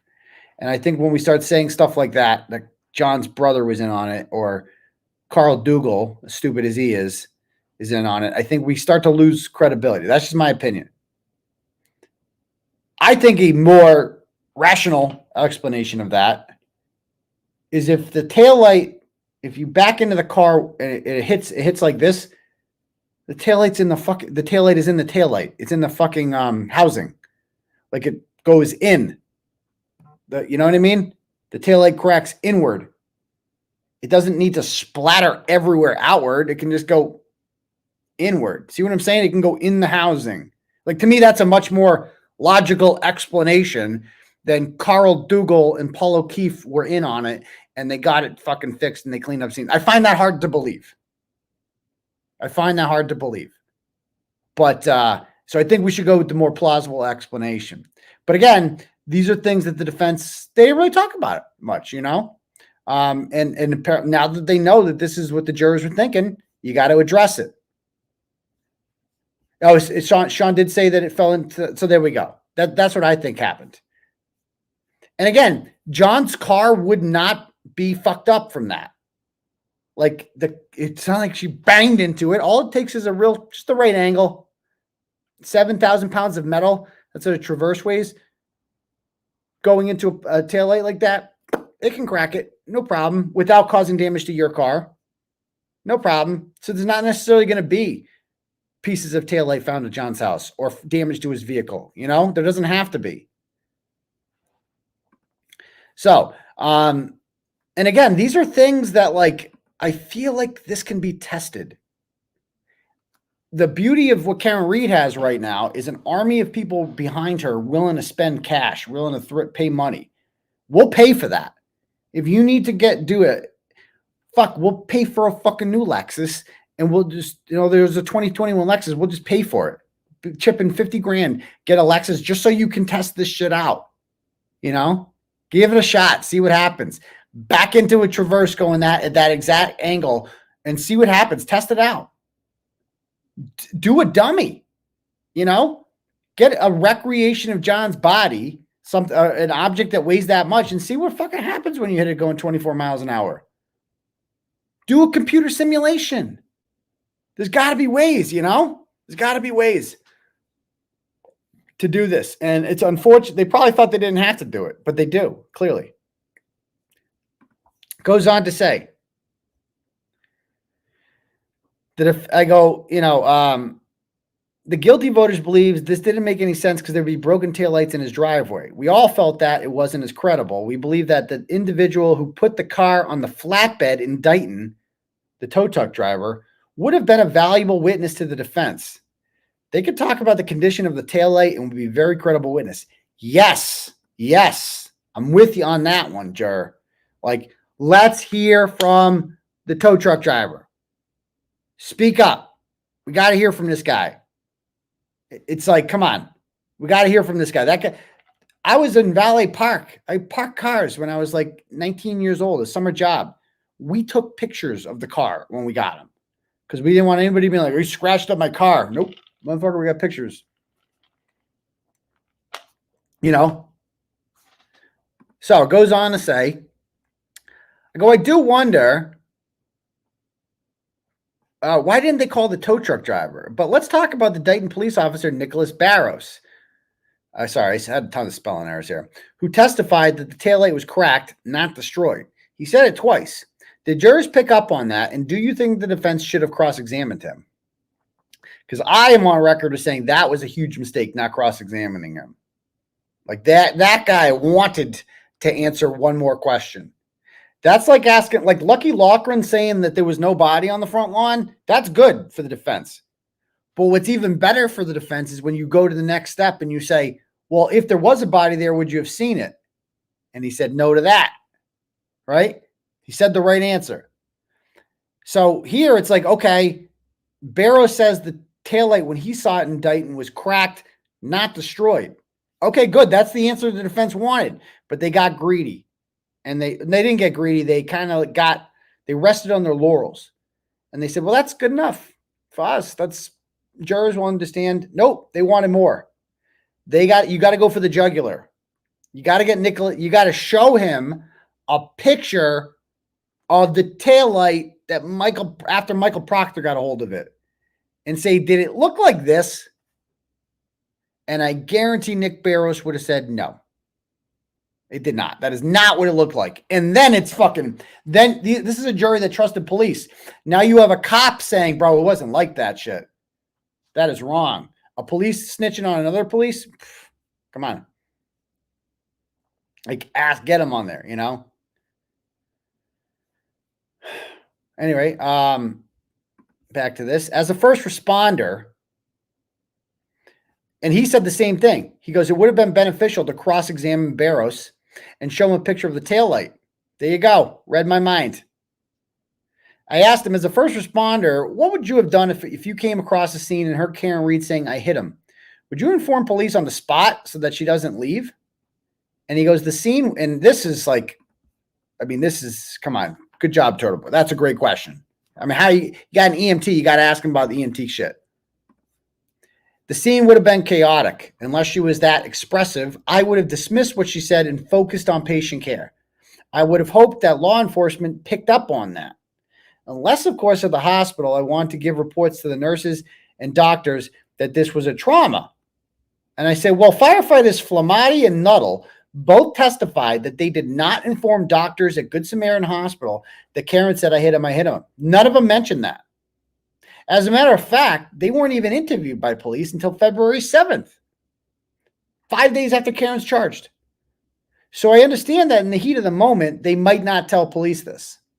But if you were them and you heard this, because they both testified that they heard Karen Reed say, I hit him, I hit him, I hit him. Okay, and now we have this EMT I'm interviewing saying, well, I can understand why they wouldn't tell a cop at the scene because there's a lot going on. It's chaotic. Okay, fine. Why didn't they say anything the next day or the next day or the next day or the next day or the next day? Why did they wait for police to come to them when they said this for the first time? Why did that happen? That's 10 days. Karen Reed's been arrested. That's going to affect your mentality. It's going to affect the way, oh yeah, she did it, right? Yeah. I think she said it. Katie McLaughlin's telling him at the, in the firehouse. Yeah. Remember she said that? It's not a lie. It's just, that's how rumors spread. People believe it after a while. It's not an intentional lie.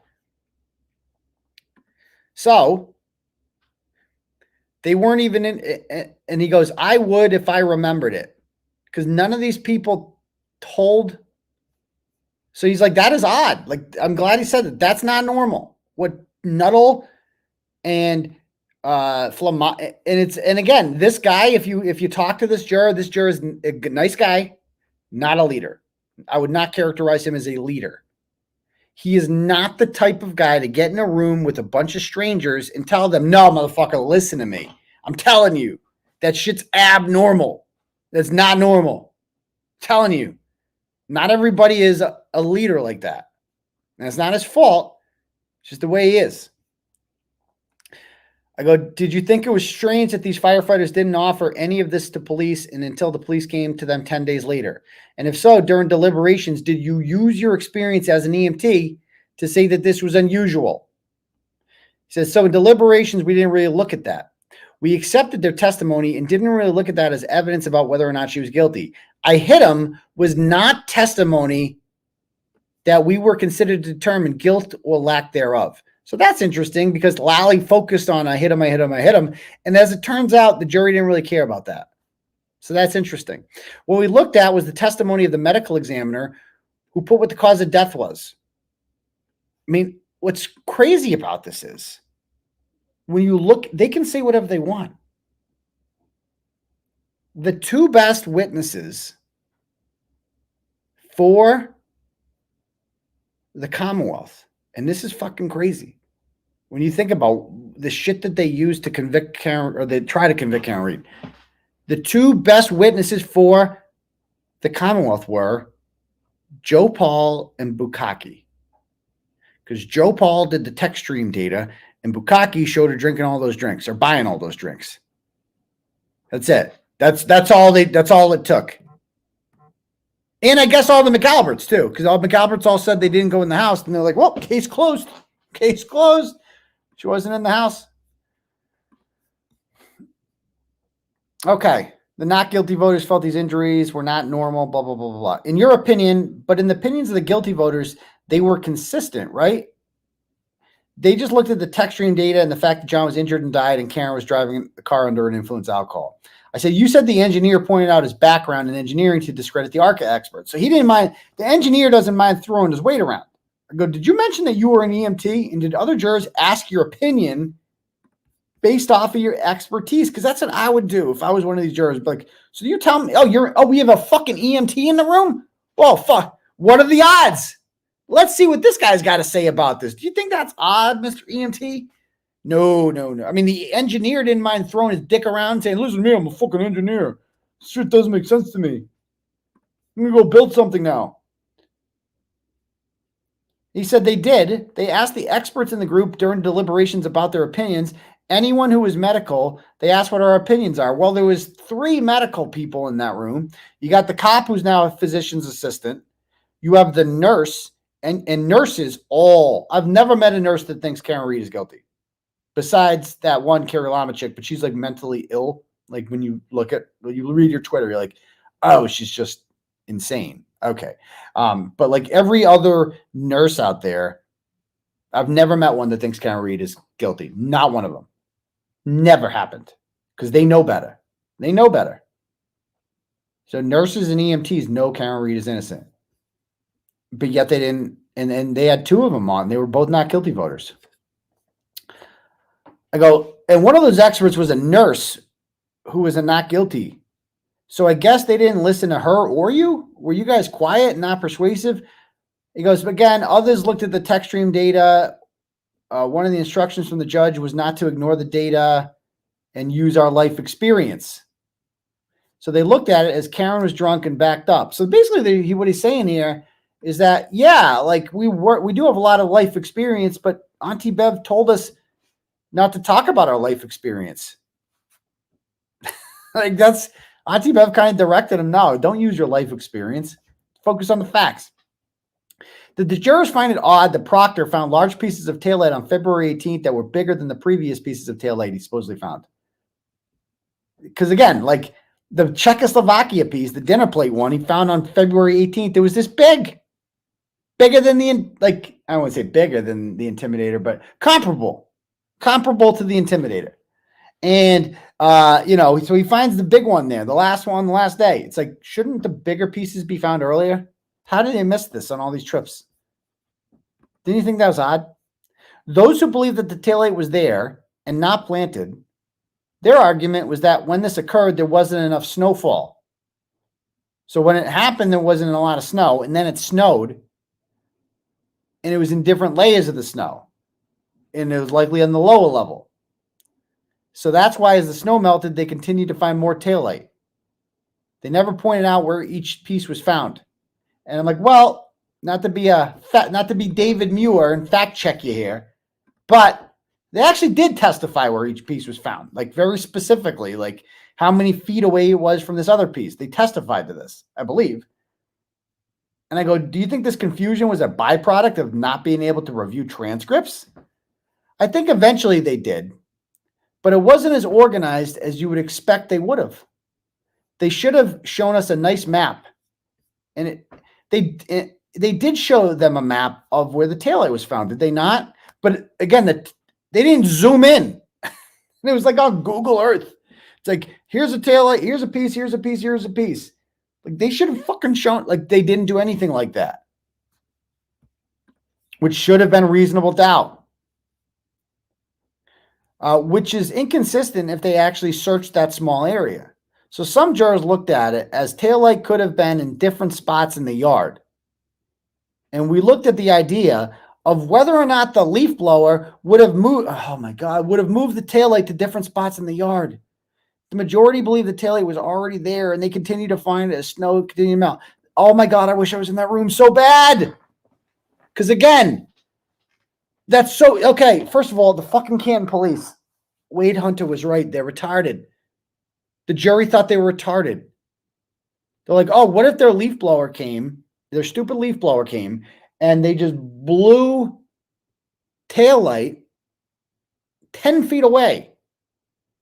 And it just got buried. Because when the CERT team came, they really only searched the area right where Tully told them to search. Well, how'd they miss all that other taillight? It was probably 10 feet away because of the leaf blower. They're just making shit up. They're literally just making up scenarios to explain this shit. Well, the Canton Police Department's retarded. Okay, the leaf blower, somehow the Canton Police, Paul Gallagher's out there earning his $350,000 a year, blowing taillight around, and he doesn't even notice it. The 𝗪𝗏𝗧𝘂𝗵𝗺 piece, he blew it 10 yards away and didn't even realize it until Michael Proctor, the fucking genius that he is, finds it 3 weeks later. And thank you, there's a fucking video. Did they not remember that? Gallagher, that's like the only video that the cops have is them actually looking for the taillight. There's nothing there. You would have seen it. All right, next question was, sounds like it's safe to say that the taillight evidence factored much more into the minds of guilty voters than I hit him. Correct. You mentioned that you or the engineer believed at one time that John fell backwards because he perceived a threat. What did you mean by that? Now, you are about to get a popsicle headache, the likes of which you have never gotten before, okay? So I'm going to read this to you. This is what he told me. One of the theories we deliberated on was if you see a car backing up and based on your perception, you actually try to avoid it. Could John have seen the car backing up at a high rate of speed and he actually ultimately fell back? Okay, this is what he told me the first time. And I'm like, but then how do you explain the broken taillight if he wasn't actually hit? So he had an answer. This is what he said, Juror said. And in the process of falling back, the car could have brushed him and broke the taillight. And because you're imbalanced and intoxicated, you fall back.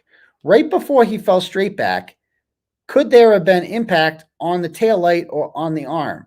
If there was someone good in physics who could have explained that for the prosecution, that would have been beneficial, but no witnesses said that. It was based on Trooper Paul's testimony, and he said John did that pirouette everyone laughed about. So instead of that theory, we discussed that John, instead of being able to move out of the way, he fell straight back, but in the motion of him falling back, the car impacted his arm. So basically what they're saying is they came up, the guilty voters, they agreed, like Trooper Paul's fucking story is retarded. It makes no sense whatsoever. So they took it upon themselves to, Trooper Paul, to Paul-splain, right? What actually happened. They're like, no. Here's what he meant to say. Actually, he was trying to get out of the way, jump out of the way, and his arm nicked it. Right? And nicked it and shattered it into a million pieces that were daggers and broke his arm and, scratched up his arm. And then he did the pirouette. It's like, bro, oh my God. This is fucking scary. That jurors were sitting there just making shit up. We had no idea. We're all sitting outside in pink, waiting for this jury verdict. What are they talking about? What could they be discussing? I wonder what they're discussing in there. Blah, blah, blah. This is what they were discussing. We thought that they were a lot more intelligent than they actually were. Holy shit. Talk about stick to the evidence. Okay. Could a video recreation with a crash dummy or a computer simulated program be beneficial? Yes, it could be beneficial to both sides. And this is what they unfortunately need to do. I forget where I saw it, but during the trial, I saw some video not Plevins. Somebody showed what it would actually look like if you were hit by a car going that fast. And it's fucking wild. Like it knocks you good. Like you would be all bruised up. It would, like, seeing it, when you see an actual recreation of it, you're like, holy shit. That's wild. Like, I hope that if Karen Reed's out there watching, just know that. Like, you have the benefit of not unlimited, but large amounts of funding, right? If word gets out that you need money for a video recreation to recreate this, we got you. They got you. Not a problem. They will, we will love to see that. We will gladly pay for that. You could raise that in a fucking hour. The amount of money whatever she needs to create that. Money, not an issue. Not an issue. So, because this juror even said, I think Trooper Paul, and also a witness who has some sort of background in physics or engineering. Yeah, I couldn't believe when he said that. If only there was a witness who had some sort of background in physics or engineering. Imagine that. Like, imagine there was like a company in Pennsylvania that did this that's what they do, is crash reconstruction in physics. We should get one of them on. Yeah, they should do one of those. Well, but then the engineer will just say that they're paid for by Turtleboy. And they're like, everything they say doesn't matter. It's just a distraction. That's just fucking insane. Oh my God. I think Trooper Paul was a new guy who they put on the case and they didn't realize it was going to be such a big case. I think they did. And he just never did his research. And he did the best he could. Did the jurors find the McAlberts to be dishonest? Colin said he cut his knuckles slipping on ice, and he's never been in a fight. Brian Albert said he butt answered the phone while having sex with his wife. Gemma Cabe said that 20 deleted phone calls were never actually deleted. Katie McLaughlin said she barely knew Caitlin Albert. If jurors thought they were lying, then how could they trust or believe anything that they said? His answer, one of the things we looked at was whether or not they were credible. But ultimately, guilty voters thought that the testimony of the 𝗵𝗵𝗱s, he didn't say 𝗵𝗵𝗱s, wasn't really important. They looked more at the text stream data. They looked at the evidence that she was served alcohol and operated a vehicle. They didn't care about any of this shit. And ultimately, they came to the conclusion based on the text stream data that John died during that time frame.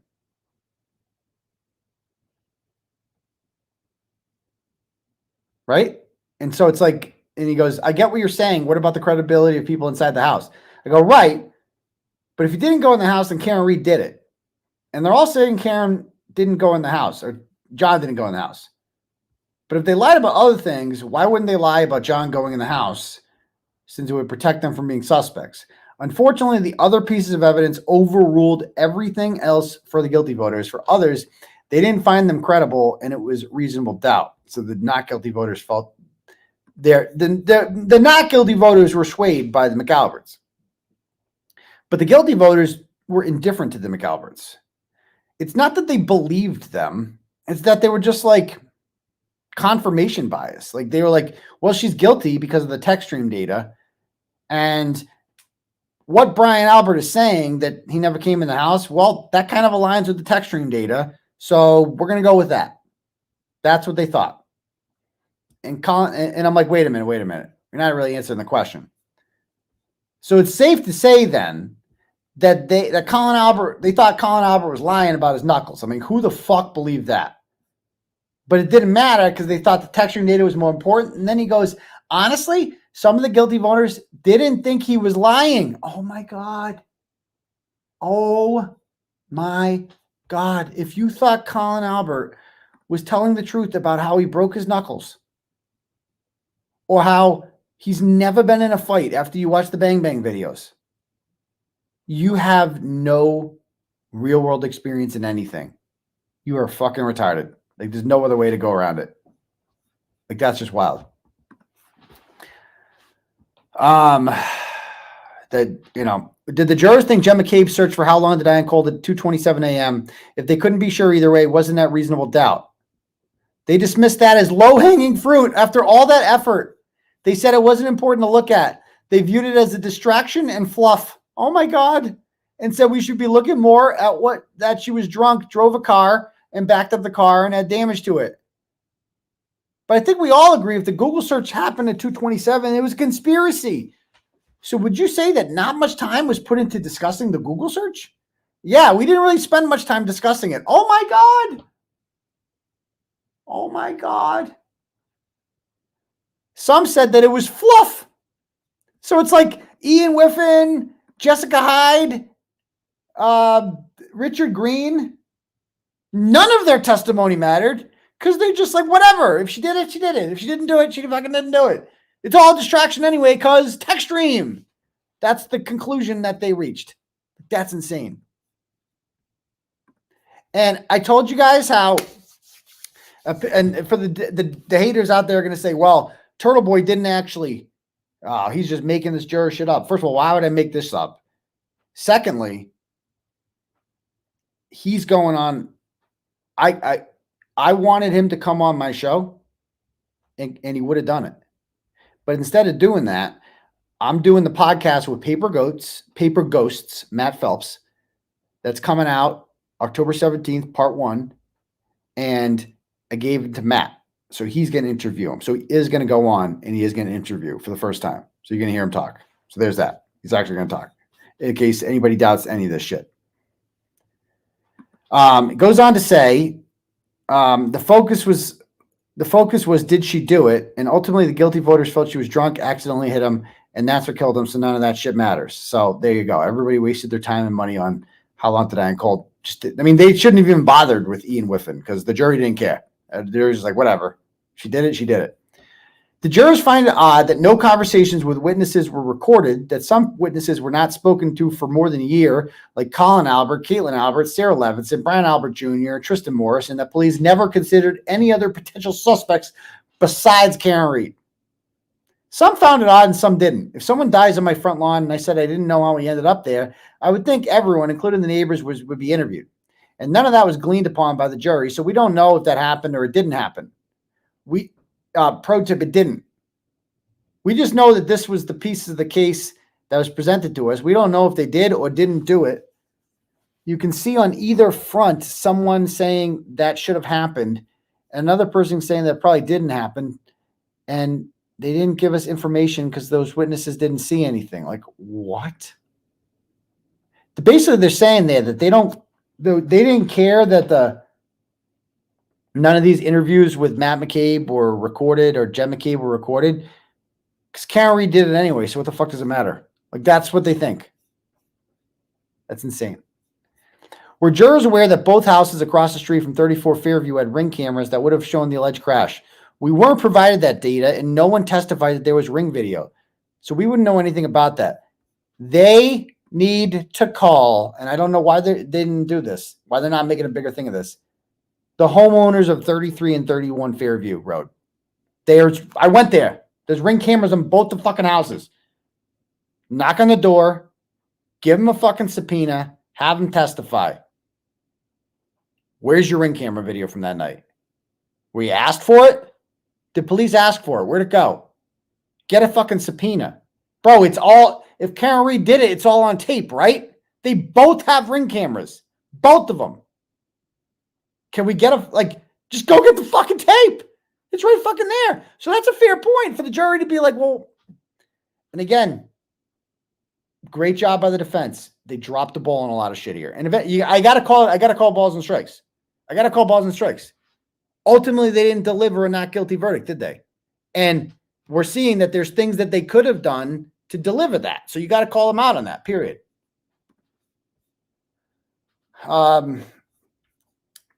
How did jurors feel about closing arguments? Alan Jackson gave a very spirited speech, and looking at the jurors' faces, they seemed moved by it. But I guess not. What did they think of the closing arguments? Some jurors were happy that the closing arguments were kept to an hour because we just wanted to deliberate. We talked, so basically we didn't listen to anything. When it came to the closing arguments, they were just like, I looked at them like, wow, these guys are really listening to every word that Alan Jackson's saying. And I'm like, okay, it's over.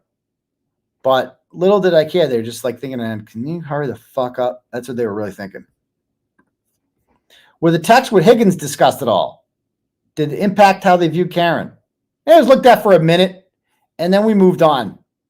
No one thought Karen killed him on purpose, so the Higgins texts didn't really matter. Higgins embarrassed himself in front of millions of people for no fucking reason. Absolutely none. Not a single juror looked at any of those text messages and thought, well, yeah, let's talk. That shows intent. Nobody gave a shit because they were all unanimous on murder that it didn't happen. Did you decide on the murder charge on the first day? It was actually the second day, so there's that. Was there any formal votes on the murder charge? This was interesting. We did that multiple times. He said that multiple times throughout the day, they would just take a straw vote and say, where do we stand? Okay, murder. 12 for not guilty, 0 for guilty. Manslaughter. And he goes, eventually, we stopped voting on the murder charge because it was 12-0 every time. We spent the last 4 days entirely deliberating on manslaughter. And that's even more powerful. It was 12. They voted so many times, and it was 12-0 every fucking time that they just stopped counting. They're like, bro, we know it's 12-0. It's over. Like, let's just focus on this one and get this shit over with. You know? It was like when I used to play the piano. When I was a kid, my mom would always tell, I would always want to, you'd fuck up on one part, right? And then I'd start the whole song over. It would drive my mom nuts. And she'd say, you already had that part down. Play the part you got wrong. Focus on that fucking part. And the jury looked at this the same day. Why are we wasting our time doing the murder? We already know she's not guilty. That's fucking wild that 12 people acquitted her of murder and we're doing this again. So wild. Wild. Did the jurors discuss the verdict forms or want clarification? Did they understand it fully? Some individuals were confused. One person read the whole thing out loud and made sure it was clear what the charge was and that we were going to vote for. So it was definitely discussed and it was clear in some people's minds what we were voting. And that's what caused us to send the vote that we couldn't reach a consent. I don't understand what the hell he's saying about that. Were jurors aware that there was multiple possibilities with evidence i.e. crash daddies and others, that shows reasonable doubt, so it must favor the defendant. Did they understand that? The piece that was the reason that some individuals felt one way or another is they didn't have enough evidence to clearly state there was reasonable doubt. Huh? For those who believed there was reasonable doubt, they thought there were other possibilities. I get that. I think the justice system worked in this case. What? Because it wasn't one person determining she was guilty. It was 12 who ultimately couldn't agree if she was guilty or not. I get what he's saying there is he thinks it worked because, you know, people stuck to their convictions and they didn't give in and they didn't convict her. That's why he's saying that the justice system worked in that case. Let's talk about public opinion. You couldn't pay attention to this sort of thing, but Court TV had polls. Basically, it was 90-10. So it's odd a jury would be so statistically different from the population. He goes, I still feel there was reasonable doubt. Okay, we got that. So it doesn't really answer the question. Would you agree that the medical examiner's testimony was inconclusive, which allowed the jurors to come up with their own conclusion? Remember, the medical examiner was like, I'm not saying it's not a possibility. I'm not saying it happened. Sure, this could have happened. This could have happened, you know? And I feel like the medical examiner's testimony allowed the jurors to be like, let's make up whatever happened because she said she doesn't fucking know, so we get to make shit up, right? And in reality, that should have been reasonable doubt. I go, have you reached out to other jurors to suggest coming forward and saying the vote was 12-0? Conversations with other jurors are mainly about the media. People are worried that the media will be camped out in their backyards. I go, so you guys haven't talked about the facts of the case since then? He goes, not me. I don't know if other jurors have. There's 2 group chats, one with the alternates. We gave them some details about the deliberations since they weren't there. We created the text group to mostly talk about if people were being harassed by the media, but not the actual case. I go, since I've identified you as an EMT, they probably know who you are. Are you okay with that? He goes, I don't think there's anything wrong with that since I haven't named anyone by name. So good for him. The foreman filed an affidavit saying that he wanted his name as impounded because of me. I go, I don't bite, I swear. Are people afraid of me? Are they worried I'm going to dox them? He goes, I think there is public perception that the media may be a threat. It's not necessarily me. There's also a perception that law enforcement and other individuals would seek revenge on them. So the not guilty voters are worried about like the McAlbert revenge. Like they're the actual threat. They're the ones people are scared of. Since we last spoke, have you or anyone else in the jury reached out to the other jurors to see if they'd issue a public statement? And basically he says they had no, and he's thinking about getting a lawyer before he does that. But he wants to do it. So I hope he does it.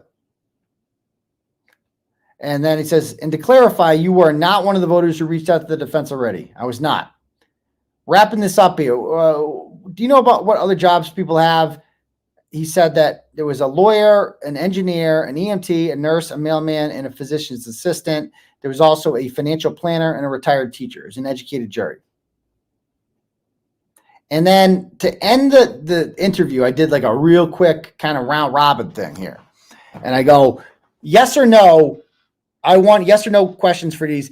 Did you guys discuss in deliberations and debate the following topics? Ready? Fire. Okay. Because this guy talked a lot. And I'm just trying to keep it brief. Let's keep yes or no as best we can. Okay. Hair on the car.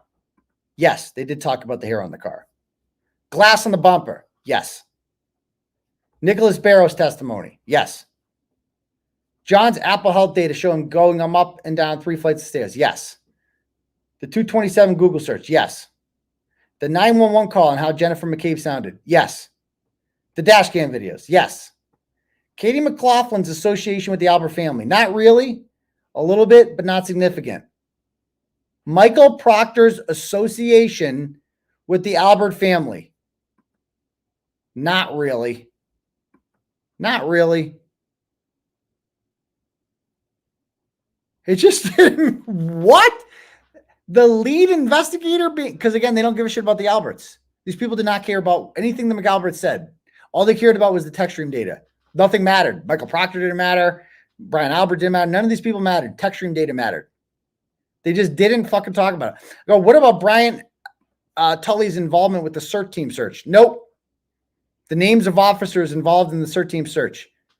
Little, but stopped after looking at the video showing how long it would have taken the car to get to the Canton police. So they didn't even bother. Who cares who's on the CERT team?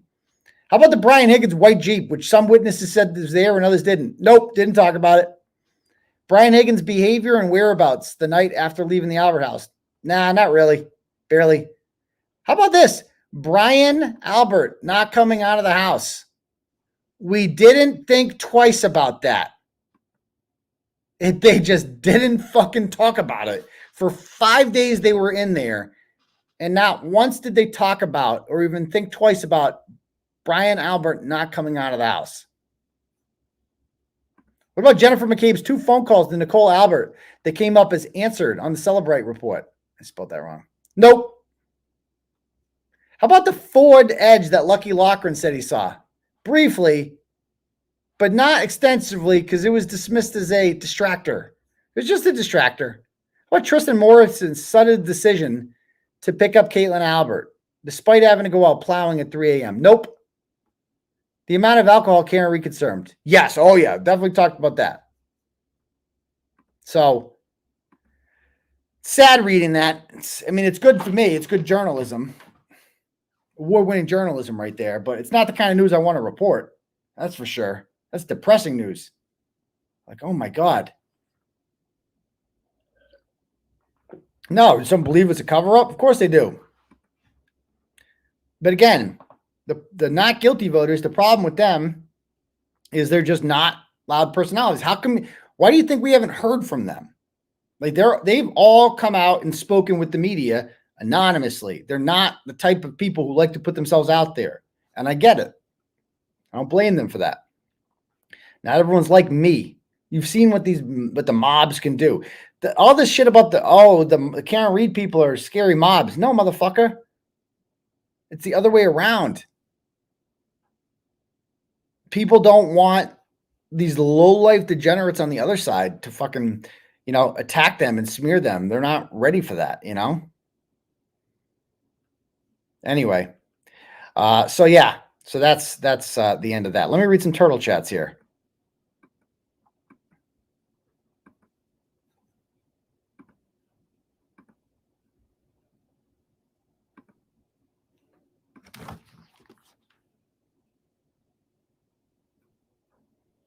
And by the way, there's we have not seen it yet, but the SJC petition has been sent to the SJC. I do not have a copy of it yet, though. I hope to get it tomorrow and read it all over. But let's see. All right, turtle chats. Alex sends $10 and goes, 2 things I hope the second trial can focus on to debunk. Jen McCabe's claim that Karen asked her to Google it. Jen McCabe said that they were praying in the back of the cruiser around that time. Can't cruiser dash cam confirm or deny that. True. Would love for Karen Reed to be able to testify that she never asked that. Yeah. Will she testify in the second trial?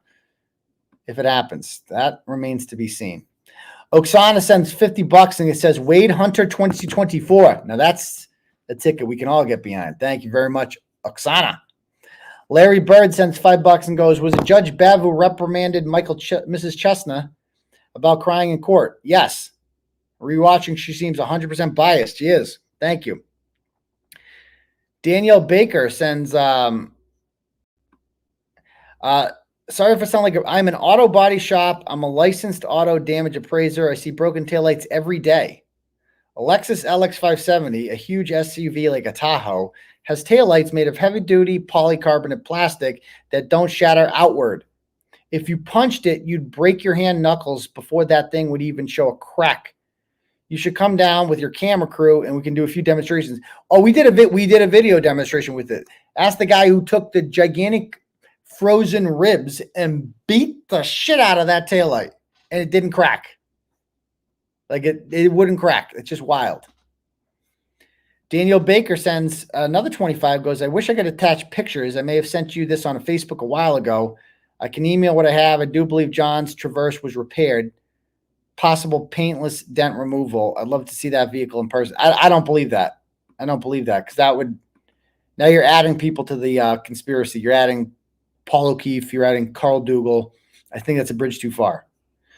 Tara sends $5 and says, a couple years ago, my husband backed in the foundation of our house in the dark after goosing the throttle. Guess what? There was nowhere near as many pieces of taillight on the ground. Well, my car wasn't a Lexus. It was a Hyundai Tucson. I find it incredibly hard to believe that much of Karen's taillight was at the scene from hitting a soft target. I know, especially considering it, I'm sure a Lexus has better quality and stronger plastic than a Hyundai. Also, that debate pissed me off. There's a reason why I don't watch MSM anymore. So biased. Gotta help this country if Harris is elected. God bless you. Thank you. Sue Plu sends $10 and goes, please throw some light tonight on the appeal that was filed today in the Supreme Court. Yeah, I just mentioned it, but I don't have the actual appeal. So once I get that, we'll go all over it, I'm sure.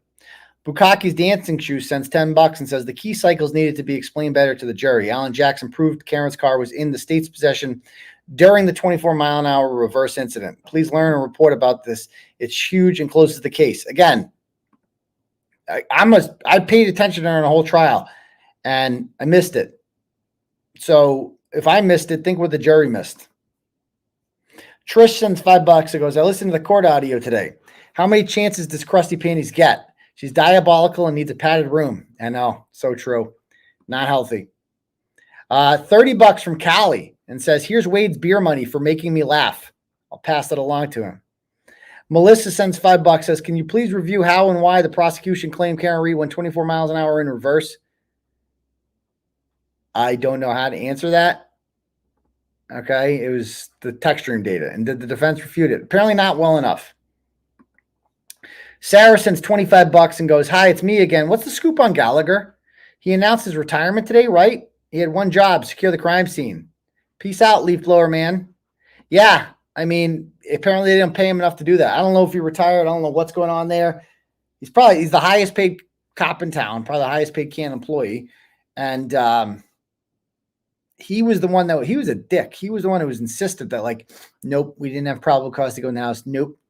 No. Dead bodies on the lawn, not probable cause. Did you apply? Did a judge tell you that? Because these judges will just sign any warrant, it seems. They did what my phone's, a Karen Reed's phone. It seems they'll give you a warrant. Nope, they didn't even apply. Let's see. CW sends $10 and goes, shout out to our newest turtle rider, Michael Kalk.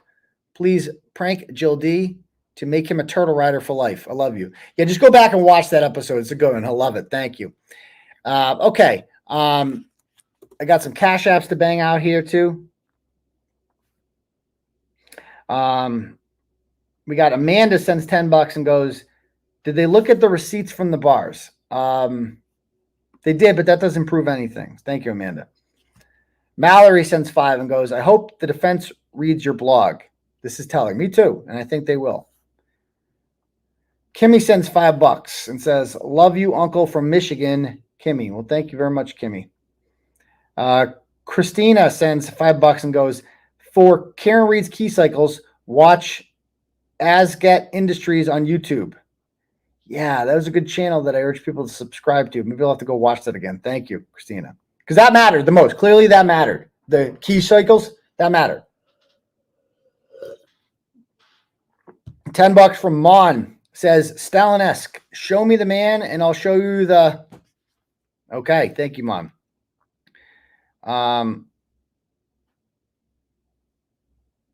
Somebody sent 100 and now it just says expired.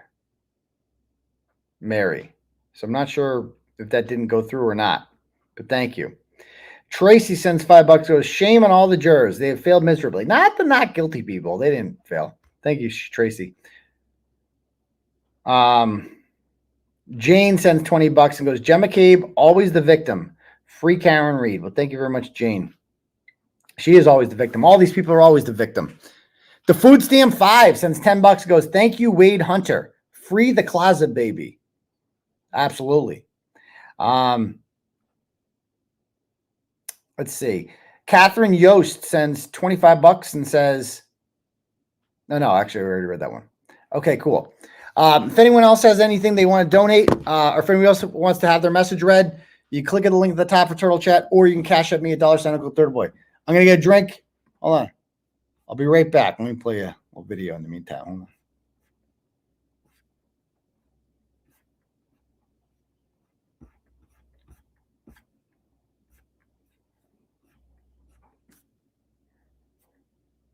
Huh. Hold on.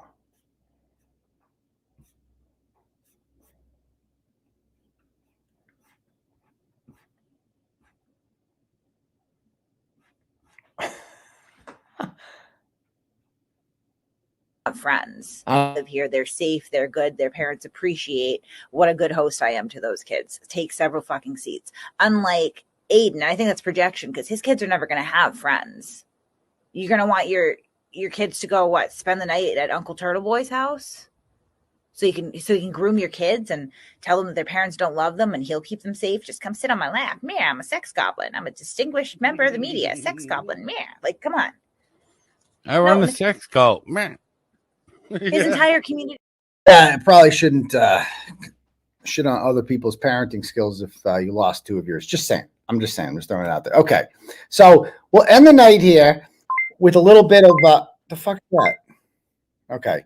With a little bit of I aired this earlier, the Krusty Panties, which was always entertaining. So this was last week. A lot of people don't know who this random person is, and she's not really relevant except the fact that the O'Keefes have kind of, according to her, dubbed her as like their spokesperson, which is the worst. She's a complete ratchet. Go read the stories you've written about her. I wrote about her a bunch of times, and she's really mad about it, and because she lost two of her kids, her two youngest kids, to the state permanently because DCF didn't want to take them. But they were in foster care and they barely knew her because she wouldn't stop doing drugs and getting drunk and wouldn't leave her boyfriend. Like she wanted them to leave the boyfriend. Yeah. Anyway, don't send me again. Somebody just sent me a petition. First of all, the fact that he's sending me, he goes, "Hey, Turtleboy, I know the Second Amendment isn't your thing, but here's a petition about it." And then here's the link where people can go and sign. The fact that he's sending me this during a fucking show means he's not watching the show, which means I won't do fucking anything for him. Like none. Don't like what the fuck? Like what are you doing? Seriously. And I'm not sharing your fucking Second Amendment petition. That's not what I'm doing. Anyway, like I'm not your billboard to share shit. That's not what I'm doing. I share what I want to share, period. Anyway. So back to this.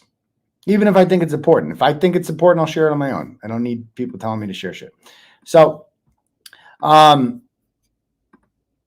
she is a psychopath who has been obsessed with me for several years, but not just with me. Contacts my families, contacted my parents, contacted, the mother of my children at her work repeatedly. She's a teacher. She CC'd her principal one time on an email, all about me. Are you aware that your husband is, grooming children and he's a pedophile and he's, saying such horrible things and just taking out of context quotes and, it's just fucking so stupid. Oh my God. Extramarital affairs and no one gives a shit, just won't let it go. Never hooked up with this woman, obviously. I mean, look at her. Come on. I think she knows. I think we all know that was never a possibility. But she is nonetheless obsessed with me and she doesn't just come after me. She goes after anyone in my orbit who supports me, is friends with me, is family members with me. And especially if she finds out that there's any sort of romantic interest there, then she's just like loses it. So there was this one girl, she's a friend of mine, her name's Lauren Murray, and she found out that we were friends, and she started posting Lauren's address and shit all over social media and threatening her, and she said some crazy shit like, "I know where she lives, Aidan, and where you didn't think I'd find out. Well, guess what? I did, son, and you better be worried about what we're gonna fucking do." Like saying shit like this. And so Lauren Murray had nothing to do with anything. And so she went down and she got a restraining order and it was granted. And Krusty Panties violated it literally 2 days later. And those, she got it, violated 2 days later and didn't think she was going to get charged. Then she got charged. And took the 𝗃, a continuance without a finding. That puts you on probation for a year. And basically, if you don't commit any more crimes, aren't charged with any more crimes for the next year, then that charge gets dropped. And it's like it never happened. But the problem is she's been charged with multiple crimes since then, including felony witness intimidation against me. But for that, those incidents that she got charged with happened prior to October 26th when she took the 𝗃. So that's not a violation. Like, you don't lose your probation for that. But she was charged on October 11th, which was before the 𝗃, so it didn't count either, with violating the order against Lauren Murray again in Stoughton at my arraignment.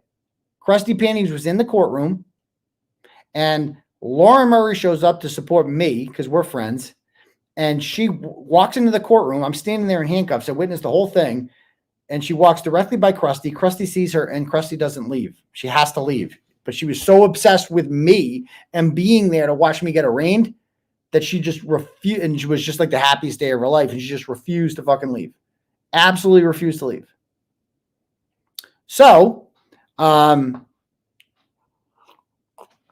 later on, right, on July 11th, outside of my hearing, Lauren Murray was outside with some supporters, and Krusty Panties drove by and gave them all the middle finger. And then she yells out, seeing Lauren Murray's like 20 feet away from her, and yells, "Kill yourself" at her. Like, and she knows that Lauren Murray's had some issues with, mental health or whatever. And so it's like, that was clearly directed at her. And it's all on fucking video too, this idiot. And so she's charged by the Dedham police with that.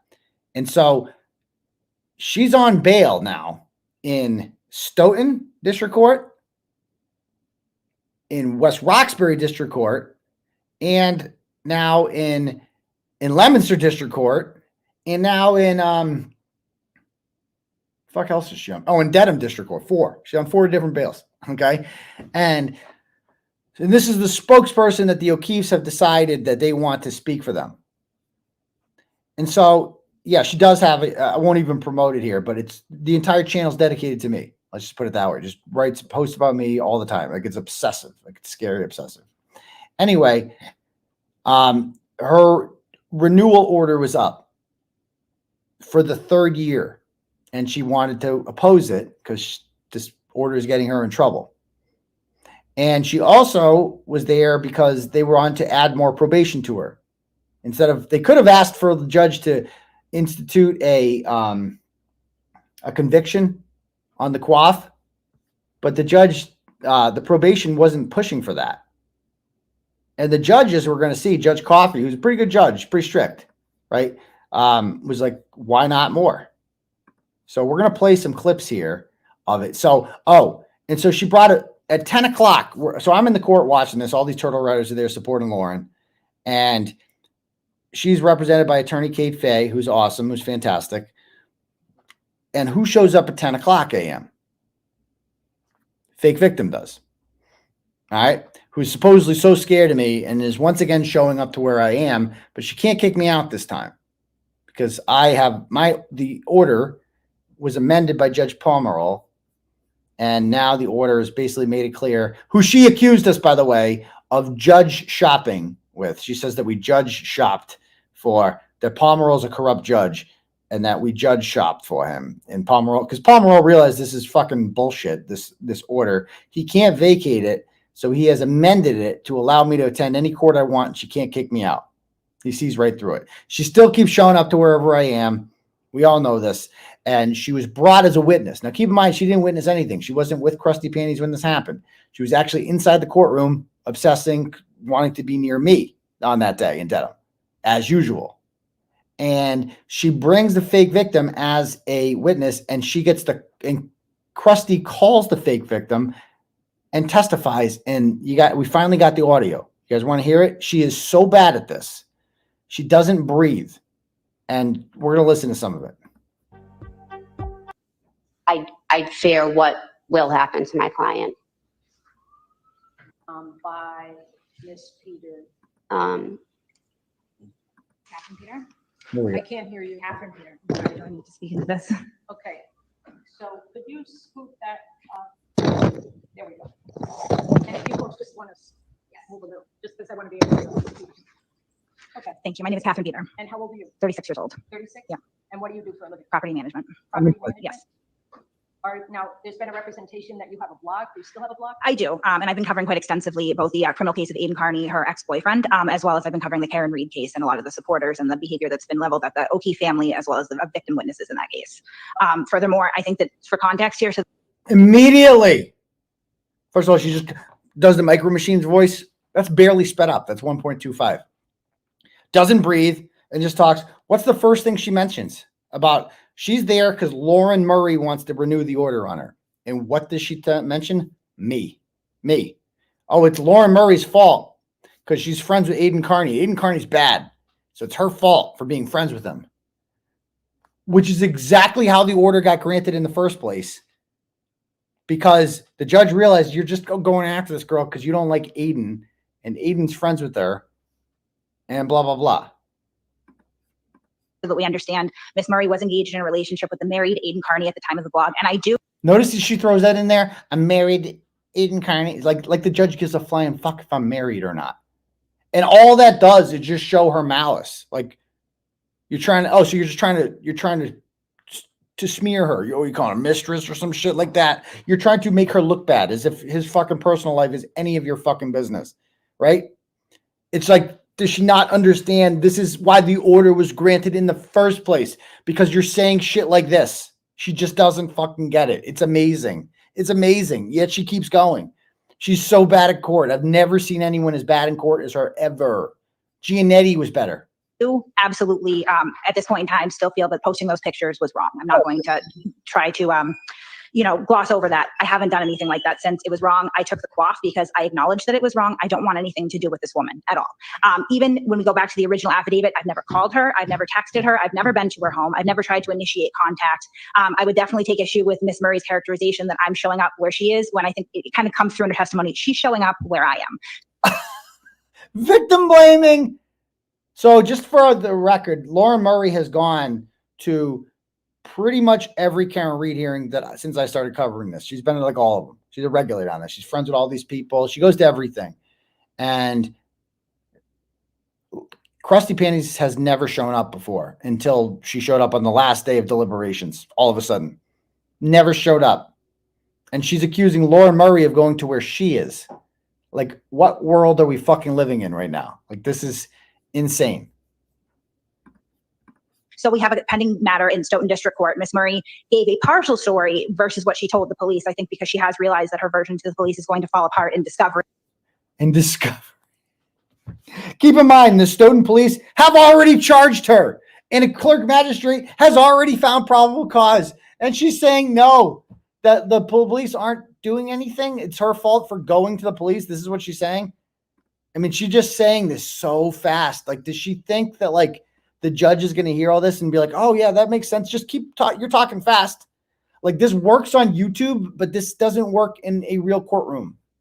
And it is kind of strains credulity. So I was at the courthouse. I was there for a lawful purpose because I am a potential witness against. Oh my God, that strains credulity. You stole that from fucking Melanie Little. Like, what? And so she goes, I was in courthouse on October 11th in Stoughton because I'm a potential witness against Aidan Kearney. So I had a real reason to be there. Laura Murray didn't, even though she's friends with him. What the fuck does she have? Like, what reason does she have to be there? She'll explain. Aidan Kearney and his criminal matters. Stoughton District Court, the first violation from October 11th that she is. So I am a potential witness against Aidan Kearney in his witness intimidation case. Miss Murray is aware of this. Mr. Kearney is aware of this. They are working. How is she a potential witness against me? Because she watched me on YouTube. So did millions of people. That means you all fucking potential witnesses. What? in tandem at this point. Well, we're gonna- They've said so on social media several times. Miss Murray does not have a blog, but she is active on social media and she posts about me often. What? I was at the courthouse. She showed up per her account about an hour after I was there. I never saw her. I was never alerted to her presence. I stayed in the courtroom. I went downstairs to meet with the special prosecutor and the rest of the group that I was with, and then I left. Oh, we're going to use that one. Trust me. That's how we do a rule. What's called a Rule 17 now. We do. So the Lampron decision, it's no longer a fishing expedition because we know that Krusty Panties just admitted herself that she met with Ken Mello after my arraignment with the McAlberts. Why? Why? We need to know. We need to know that. We need phones. We're going to need your phone. That's how you get some. That's how you fuck around and get a Rule 17 motion right there. You say something stupid like that. Again, this whole thing. 9 hour after social media several times. Miss Murray does not have a blog, but she is active on social media and she posts about me often. I was at the courthouse. She showed up per her account about an hour after I was there. I never saw her. I never saw her, except I'm a witness. That I was literally standing there in handcuffs with a bird's eye view watching Laura Murray and Twisted Tragedies walk in the fucking courtroom and walk directly by Krusty Panties. And I saw Krusty, look at her. You got to leave. And she didn't leave. And she should have given up her seat to Lauren at that point. She had to. She didn't. Because she wasn't leaving that courtroom because it was the greatest day of her life watching me in handcuffs. And she was just too obsessed with me. She was like, I'm not leaving. This is too good. Was never alerted to her presence. I stayed in the courtroom. I went downstairs to meet with the special prosecutor and the rest of the group that I was with, and then I left. 9 hours later, Miss Murray went to the Stoughton police. Oh. She said that I was there, that I was removed by a state trooper, that I left the premises, that I then somehow snuck into a courtroom, Your Honor, with metal detectors, teaming with state troopers and court officers, that I somehow snuck back in and that I sat down and that I was in her proximity. I don't even know that I was in her proximity. The whole thing was televised. She's there. And again, why is she bringing all this up? You've already been charged. She's already been charged with the crime. I question that, as particularly where she reported this 9 hours later. But lo and behold, the police didn't move forward at first. She continues to badger them. About a week later, Mr. Kearney pops up and suddenly he's a witness in this. So she's blaming her. This is a bad idea. If somebody's trying to renew the restraining order on you and then you blame them for going to the police about what you've been doing, that's not going to look good. Not going to look good. That she went to the police did nothing, and then she went again. And so that's her fault. What? And he can say that I looked in her direction. So how do you know all this information? Because it's on the police report, Your Honor. Okay. Yeah. Were you charged with the violation? I was, and I wish that I had right now, for Your Honor, we are looking for the surveillance video from the courtroom, courthouse to show that I never left, as well as the body worn footage. It is pending right now. We're looking for that. They're looking for that video. Yeah, they're going to get that video. Right. Sure they are. Yes. Who represents you in Dedham? Attorney 𝗏𝗏𝗏𝗏.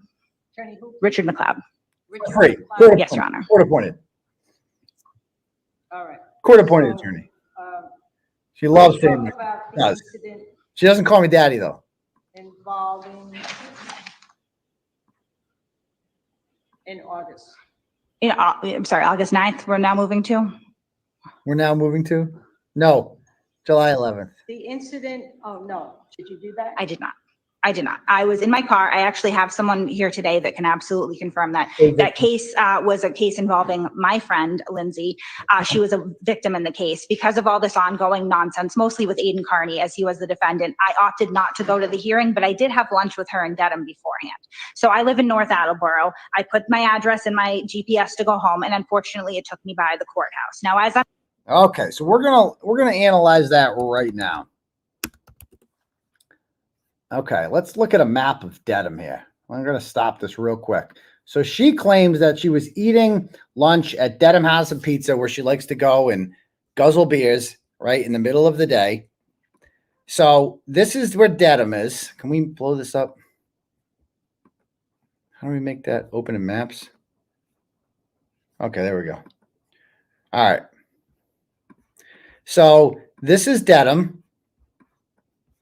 And North Attleboro is here. Okay? So, if you want to get from here to here, logically then, you're going to want to go on, I mean, you could take 1 to 95, I guess, or you can just go down here to 95 and go down out. You're going to go south no matter what. Okay? You're going to want to go south. So let's see what Dedham House of Pizza is. So, where is High Street in Dedham? There. Okay. So Dedham House of Pizza, which is, you know, where they live and drink butt heavies, is like right here. Okay. So if you want to go south, well, as luck would have it, you're on Washington Street. Well, Route 1's right fucking here. So you can just go on Route 1 and just go right to 95. Go right by Legacy Place there and just jump right on 95. And then you go up, follow 95 down, down, down, down. Next thing you know, you're in North Attleboro. Not a problem. Okay? That's the direction that you would go if you wanted to go from the Dedham House of Pizza to North Attleboro, which is the story that she's giving. Okay? So again, right here. But where's the court? She doesn't go this way. She doesn't go that way. Make this bigger. She doesn't go towards Route 1. She goes this way to the courthouse. Where's the courthouse? The courthouse is right here at the corner of Ames. So she goes this way instead of this way. And this way, if you kept going on High Street, where would that take you? Well, that would take you to Needham, wouldn't it? That's where that street takes you, to Needham, which is the exact opposite direction of North Attleboro. So that story doesn't make much sense, does it? Really doesn't add up.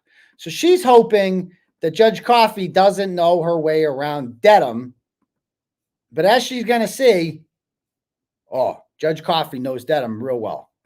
And just for further context, this court hearing was scheduled for 2 o'clock. I'm driving by the courthouse about 1:30. So we felt that we had given it enough space. Again, I wasn't anticipating Miss Murray. I don't have a GPS tracker on this woman. I don't know what street corner she's going to appear on, but I did anticipate there could be an issue with Mr. Kearney. So I felt that we had given enough time. 1:30, the hearing was at 2 for my friend to go. So she said GPS. GPS would not bring you that way, but go ahead. Meet with her lawyer and me to go home. As I approach the courthouse and I'm driving by, I get stuck at a red light. She's in a group of about 50 people.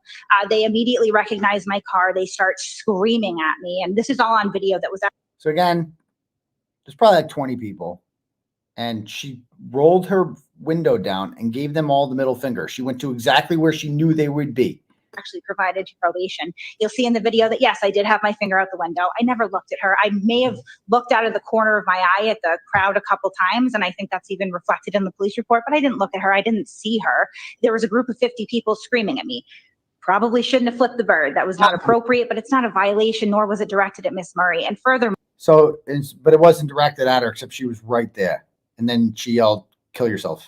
More in this video that she's provided probation, I don't yell anything. And if you look at the police report from that instant, Miss Murray gives actually 2 versions of events. First, she says that I yelled, "Go fuck yourself." And then later on, she changes the story and she says, "I would go kill yourself," and then connects it to this victim witness impact statement. Keep in mind, this woman claims to be best friends now with Jennifer McCabe, who the queen of changing her story. But go on. I didn't appear at the last one because I don't want anything to do with this woman. So in theory, her having an order on me doesn't have an impact on my life, but this is a clear abuse of the process to weaponize me. Keep in mind, we have the fake victim's phone data extraction. I have all the messages between Krusty and fake victim. They talk about Lauren Murray all the time. All the time. We're going to see. All the time they talk about her and me. It's basically me and Lauren Murray. And the fake victim was obsessed with Lauren Murray, obsessed with her, would not let her go. did not like the fact that I was friends with her, and didn't like the fact that I would go to her court dates to support her when she was going up against Krusty. And she fake victim went to Lauren and tried to get her to drop the charges against Krusty so that Lauren and I wouldn't go to court together anymore. She was threatened by that. She was very jealous of it. And so, even though we were just friends. And so she, also known as witness intimidation and third-party contact. So now she's bringing this person to court with her as a witness who she previously got to try to get Lauren to drop the charges on her. That's wicked smart.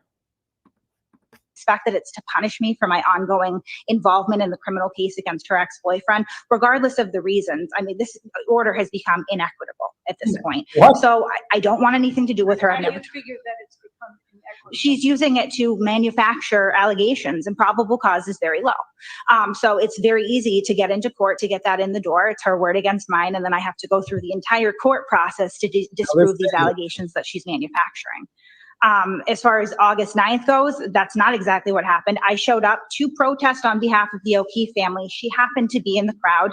As soon as I was made aware of this, I told the state troopers, I will leave. They said, no, you can stand down the street. You know, I think I was about 100 yards away. So I stood down the street, quietly holding my sign. Miss Murray and Mr. Kearney, and this is in a police report as well, tried to approach me on, I think. Lauren Murray never once tried to approach her. I walked by because I'm in the area, and the stupid Sergeant Colley wouldn't tell her to leave. 3 or 4 different occasions. They tried to go down to the police to get me arrested, but luckily I had a sergeant with the Dedham police that was in my presence at all times. He notes in his report that it looks like they're the ones who are harassing, intimidating me, not the other way around. Okay, so at this, do you have any questions for Ms. Peters? Go right ahead. So you run a national troll mafia usually, correct? It's not very active right now, but it still exists, yes. And in 2022, you did post photos on that website of my client. I did. And you also posted my client's address. I did not. I did not. Yeah, she did.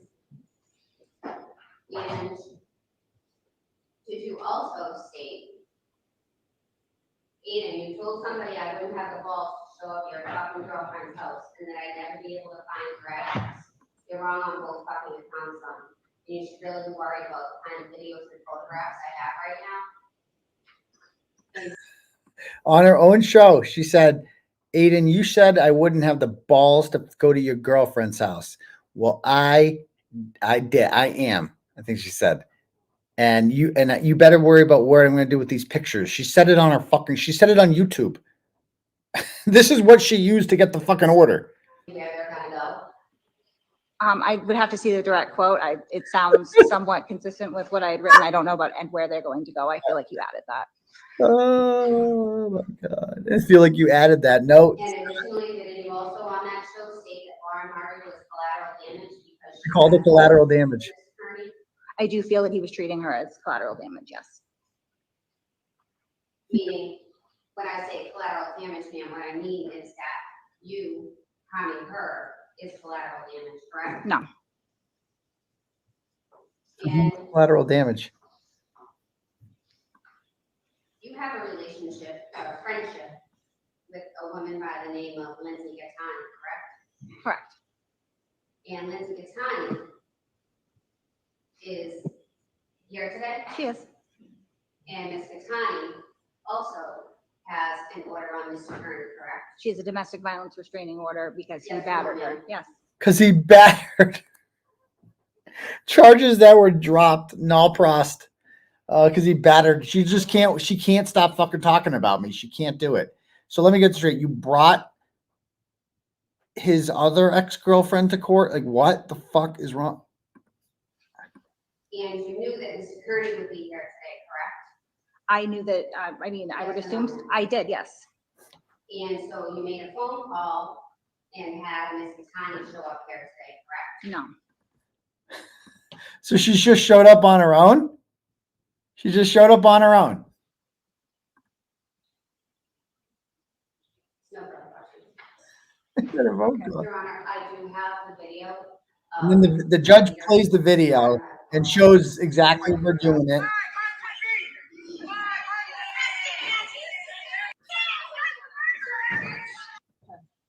So may I ask who took the video? I never exactly who sent it to me, but it was somebody who's Of my ongoing case with, I live in Medfield. All right. Why don't I hear from your witness? So now she's going to call the fake victim up to testify. And this is where even Grant was blown away by this. Like, what the fuck is going on right now? Like, what world am I living in where Krusty Panties is calling fake victim up to testify against for what? Like, she didn't even witness anything. Like, woman wants to be a witness so bad. She hasn't witnessed anything. Inequitable. Strange credulity. Listen to the list here. The fake victim has a bit of a list.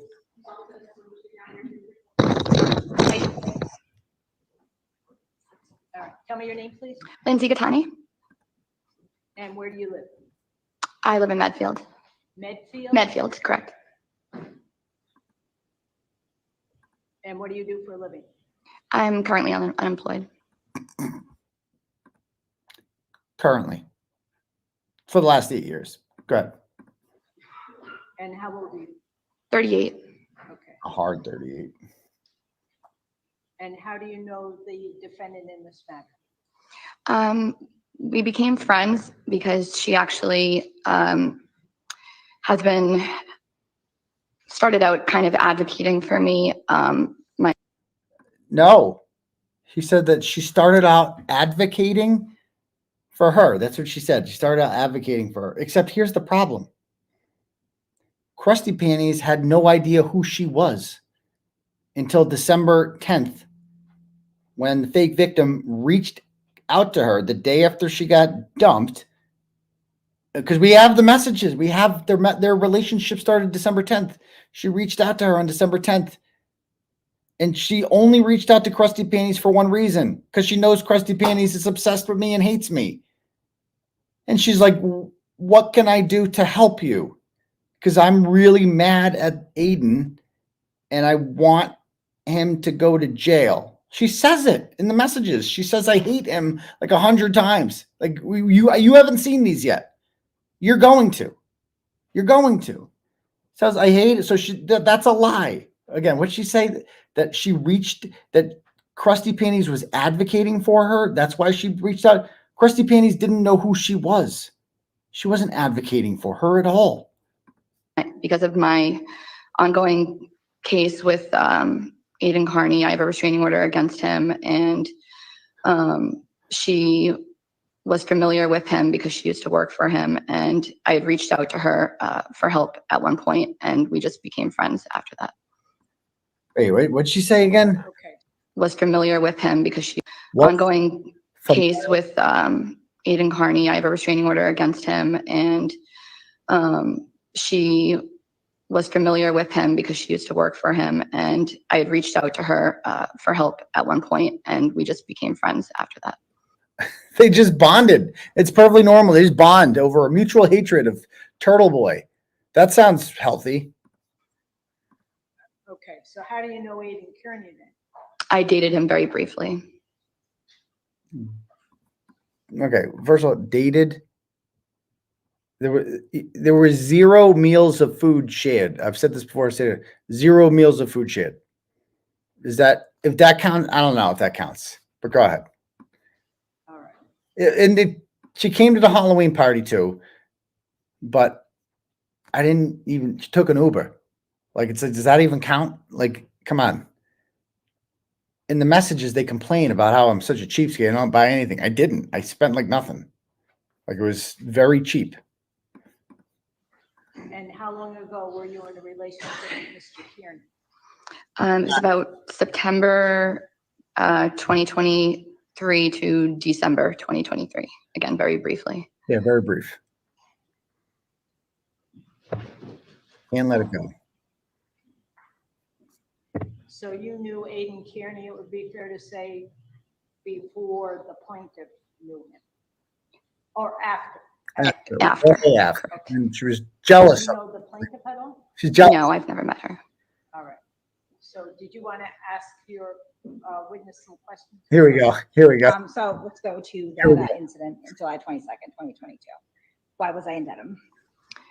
I was not there July 22nd, but I'm sorry, what are we doing? I thought that was, is it July 11th? I'm sorry, Your Honor, the date of this Dedham courthouse incident. Was it 11th? Sorry, July 11th. July 11th. July the 11th? July the 11th. So I had met, should I direct you or into, okay. So I had met Miss Peter at a restaurant in Dedham along with 3 other friends. We went to get lunch early in the day before I had a court hearing with Aidan Kearney in the afternoon at 2:00 at the Dedham Superior Courthouse.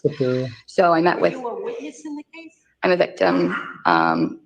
You were the victim Yes. in the case? Fake victim. But So I met with Miss Peter and 3 other additional friends at a restaurant in Dedham, somewhat close to the courthouse. And we had lunch. We were there for at least a couple hours. a couple hours? They were there for at least a couple hours? Oh. Drinking Bud Heavies? Like, I mean, this is how these people spend their day. Going to Dedham House of Pizza, getting drunk in preparation for Turtleboy's court date. It's just like they can't get enough. Maybe possibly longer.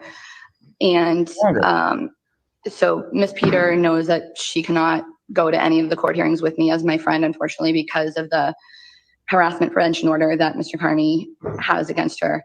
So she met with me for lunch, and as we were leaving, or before we left, she told me she had to leave and go home, obviously, because she couldn't go with me, and told me she was going directly back to her house, but to call me afterwards and let her know. Except she didn't go back directly to her house. She went the long way. She went directly by the courthouse where a bunch of protesters were and that she knew would be there. One of whom was named Lauren Murray. I'm inside. I have an order on her. Know how it went. So as far as I know, at that point when she left, I mean, if I'm in that position, I'm Krusty. It's like, oh, this is shit. Yeah, they're real good friends, right? Real good friendship. And she's like, come with me to court, to Aidan's court date. I need your support. If I'm Krusty in that position, I say, nah, I'm not playing with fire. I don't want to go anywhere near that motherfucker.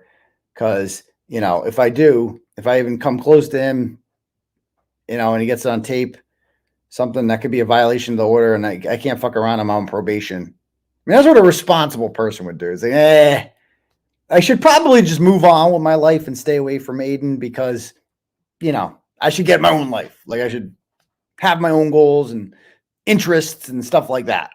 But no, she can't help herself. She just can't help herself. the restaurant, she was just going straight home. You weren't with her when she left the restaurant? Just at the restaurant, I was with her. I didn't, I didn't go in her car with her, but she made it a point to tell me, obviously, that she was, if she could not go to the courthouse, she knew she couldn't be there because Mr. Kearney would be there. So she went out of her way to, you know, even though she's a good friend of mine and wanted to be there with me, she knew she could not be there and went home when my other 3 friends went with me. So I believe she did everything in her power, and, you know, she put in the effort to avoid having any contact with him at all. Well, you weren't there though, right? You weren't there. Not when the contact occurred, no, but yeah, Thank you. I'm sorry you're the victim. Is that case still going on? it is. It is. All right. Do you have any questions for this witness? Here we go. Okay. Here, so Briefly. who's asking her this question? Is this 𝗏𝗍, attorney 𝗏𝗍 for Laura Morgan, ask a question? Here we go. On or about December 23rd or 24th of 2023, there was an alleged incident that was reported to the Massachusetts State Police of domestic violence between yourself and Mr. Kearney, correct? Correct. So on December 23rd, there was an incident of domestic violence that was reported to the state police between you and Mr. Kearney. Correct. Okay. And that was reported directly to Lieutenant Brian Tully? Correct. Correct. And that was reported directly to Lieutenant Brian Tully. Correct. So you didn't call 911 when that is correct? I'm sorry. So you didn't call 911, the attorney asks her. What does this have to do with Miss Murray? Agreed. She sees where Move on, That case was dismissed. that case was. move on, move on. Your Honor, close to her credibility. Yeah, I'll note your objection. Thank you. No She's further not a questions. recipient, so essentially she testified to what she believes was the intention of Ms. Peters, so it's of minimal persuasive value. Let me just say that. You need not ask any more questions. No, I have no further questions. All right. Do you have any other questions? I do. I'm sorry. So you say you've never met Miss Murray, but have you ever had communication with her? Yes, I Haven't have. you what? Had communications with her? Okay, we're getting into territory that has nothing to do with the alleged. First of all, she's introducing into testimony now, okay, that the judge saved her from herself there. She was trying to get her to say, have you contacted Lauren Murray?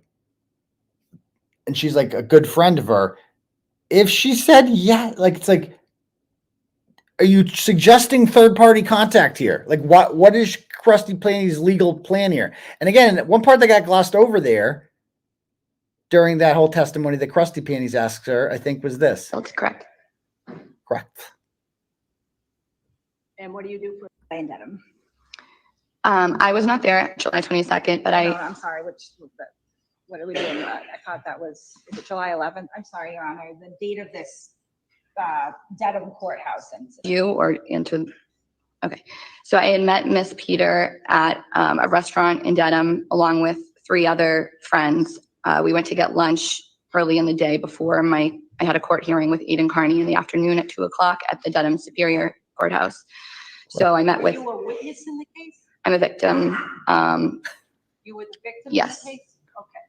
So I met with Miss Peter and 3 other additional friends at a restaurant in Dedham, somewhat close to the courthouse. And we had lunch. We were there with me as my friend, unfortunately, because of the harassment prevention order that Mr. Kearney has against her. There it is. There it is. That's one of the greatest. When I heard that happen, I'm like, wait a minute.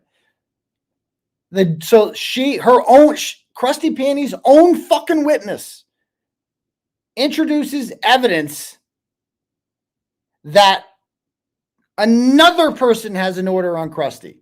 So now you're the judge and you're sitting there and you're like, wait a minute. She has an order on Krusty and he has an order on Krusty too. Why the fuck do so many people have an order on this psychopath? Maybe she's the problem. So Krusty's own witness introduces testimony that makes it seem as if Krusty is a serial harasser and a dangerous person. Like, it's not easy to get an order. So, Move on. In the group that Miss Murray and Mr. Kearney belonged to, they were posted online. Miss Murray took it upon herself to make disparaging comments about myself and my children. She's made several comments that she's going to put me in jail and that she's playing a game publicly on social media. I don't feel that this is a game. Do you have evidence of that? I can pull it up on my cell phone, Your Honor. So she's like, Lauren Murray has been posting on Twitter that this is a game for her and that she won't stop posting about me. And she's like, well, do you have evidence of that? And then she's like, I can get it. So she goes back to the fake victim and she asks for pictures of this. If you want me to consider that, then you need to Can I show me evidence. Can I just grab my cell phone? Would that be all right? Thank you.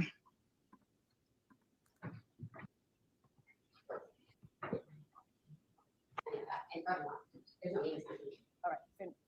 Can you authenticate? So there's no dates on. She just shows her a bunch of screenshots. There's no dates. This woman routinely forges documents. Like, is there any evidence of any of whatever she's looking at? Authenticated as far as, would you like me to pull it up on the profile or would you like me to? No, that's up for you. There's been an objection that has been raised. Sure. So if you want me to consider that, you have to establish when it was posted and who posted it.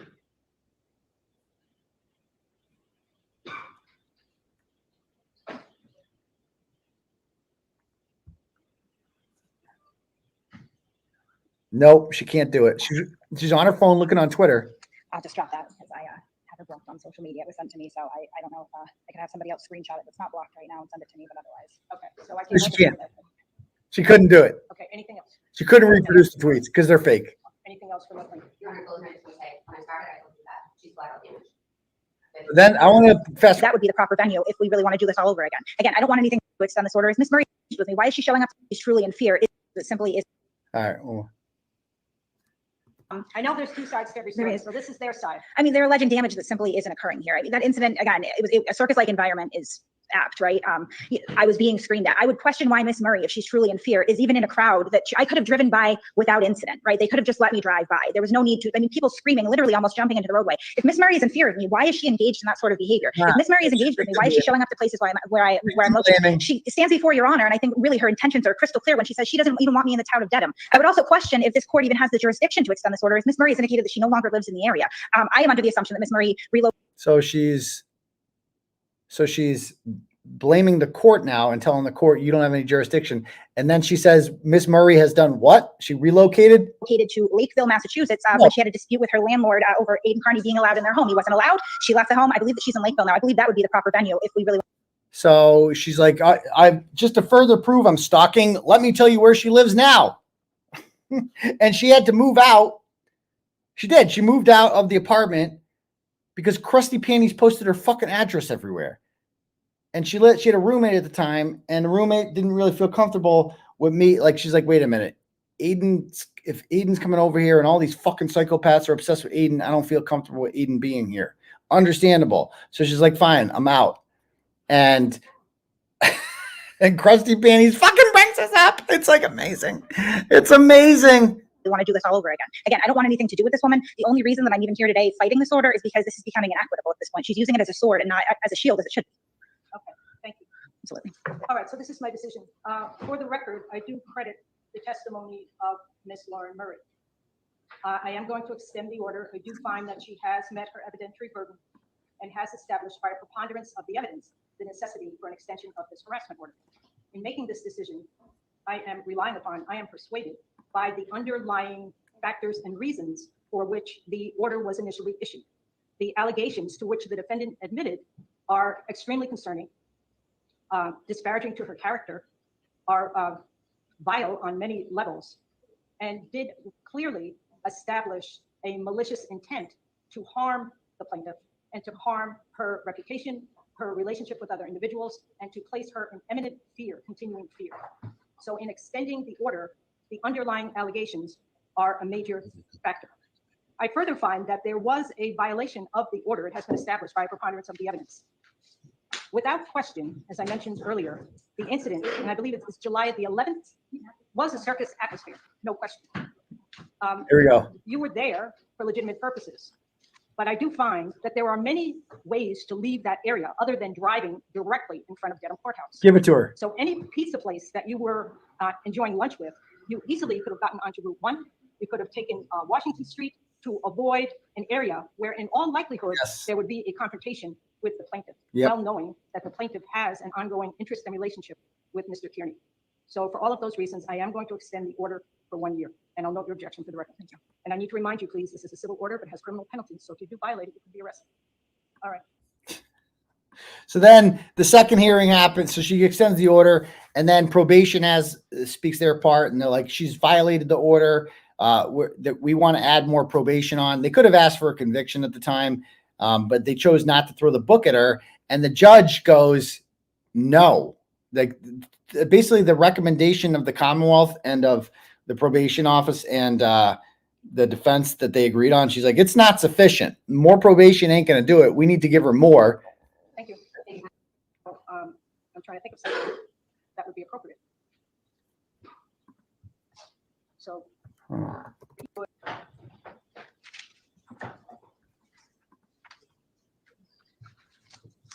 quite frankly, I know, to be honest with you, I it's wish I could crazy, actually right? take this position that Well- would make this activity stop, because it's not productive. It's harmful to a lot of people.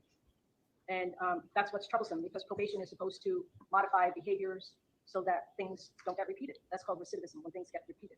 And right now, I'm trying to think of something that would be appropriate. You're trying to think of something. I can think of something. So, I'm open to suggestions other than just the 3-month extension. Jail. I'm just concerned that Jail. behaviors are going to continue. Your Honor, you've already extended the restraining order for a year. Mr. Kearney also has a restraining order that I think is open for another at least another 2 months. Those are additional thing hanging over her head that could result in additional criminal charges, which could obviously be additional violations were they happen. I don't see any other appropriate conditions to be added at this time. We certainly can't order someone to take down the blog or order someone to stop blogging. It's her freedom of speech. Unless she violates the order with her Yeah, words, obviously. good point. But I don't see any appropriate conditions that can really be added in this situation. Okay.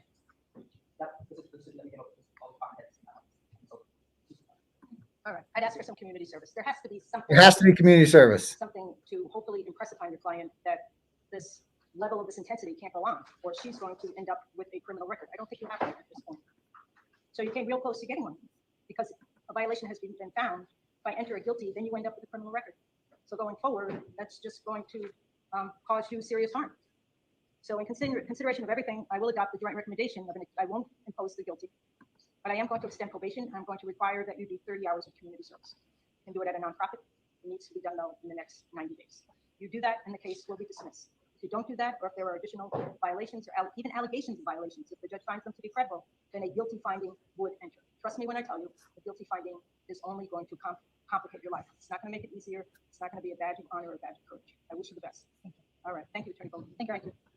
All right. So yeah. So basically she's like, well, I'll give her some community service too. Go pick up some trash on the highway or some shit. So yeah, there it is. All right, cool. Let me just read some more turtle chats here, then we'll call it a night. All right. Judy sends $5 and says, hey, Krusty Panties, people with delusional disorders don't see their beliefs as irrational or inaccurate, even when others point this out. Exactly. She's way beyond that. She has borderline personality disorder. That's what she has. Renee sends Renee sends $250. Woo, baby. Thank you, Renee. And says, hashtag Trump 2024, read 2025 equals validation. $250. I'll say absolutely, but yes, Trump 2024 for sure. Thank you. A-Rod sends $10 and goes, so the 32,000 messages with Farwell was a waste of time for the feds. It's just fluff. I know. Farwell better hope he gets those jurors. Denise sends $10 and goes, I'm in shock at some of these juror comments. The letter be tried again because they don't want to be bothered by the media. And that foreman, this is his mess and he wants the court's protection. Not interested in making things right. Rich, he deserves to be famous. Again, if I'm such a bad guy, how come I haven't doxed the foreman if I know his name? Interesting. Okay, Cash App's here. We have Emmy sends $20 and says, wow, jury news is sad and shocking. Love you. Love you too. Thank you very much, Emmy. So, all right, cool. Anybody else have anything before we call it a night?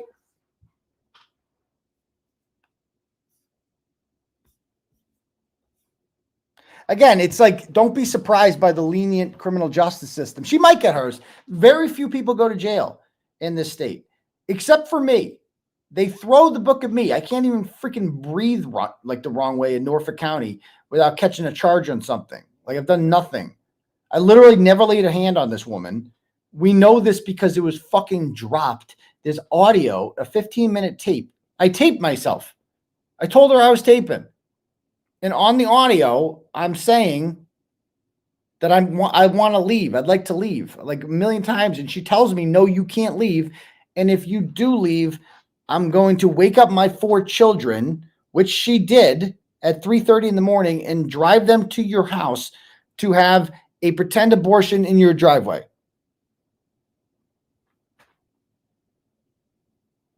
I was, what?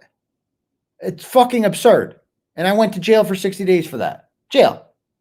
That was believed by Judge McCollum. And then she got an order on me. And then I go to Karen Reed's court hearing. I leave when she enters, and I got another charge. I can't even fucking do anything. I have a YouTube show where I make fun of the McAlberts. I get charged. It's just like I go right to jail. No one else goes to jail except for me and Frankie. Are the initials MM for what? Oh, no, not for the, no. For the foreman, no. No.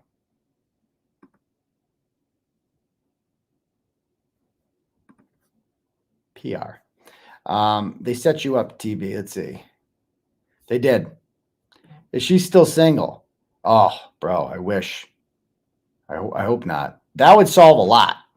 A new boyfriend for a fake victim, that would solve so many fucking problems. Like, just send that guy to jail. Send the next guy to jail. Like, can we move on here? Can we move on? There's no kids involved. Like, poor Frankie's got fucking 3 kids. He's stuck. He's stuck. He can't leave. He's tied to, you know, me. I can get the fuck out. The only thing tying us together is a stupid fucking order. I just want to go away. Anyway, how did that? I'll tell the whole story someday. Krusty used to work for me, and the other one was just in the inbox. Let's put it that way. Please tell 𝗵𝗴𝗲 to follow you. Yeah, 𝗵𝗴𝗲's a great follow. But yeah, well, I pick them a lot better these days. You have to be honest. You've seen Meredith. Come on.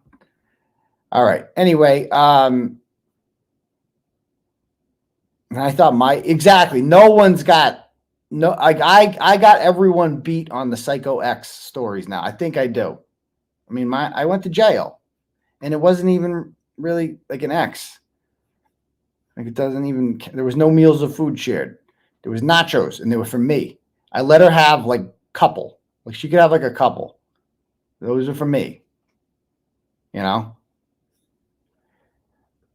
Anyway, how did you ever meet? Oh, you guys don't know the whole story? Oh, I'll tell the whole story one day, but some people know.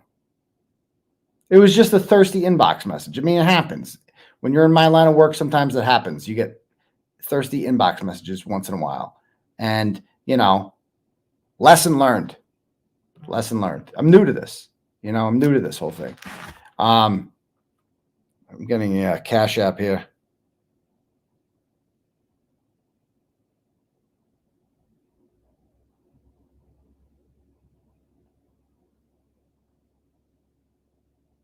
I don't even know what that says, Big Red. Something about a jar. So thank you. Anyway, did you even buy her a 6-pack? No, there's no need. You don't have to pay for any. I mean, paid for the drinks, but you know, yeah, 100,000 subs, my brother. 100,000 subs.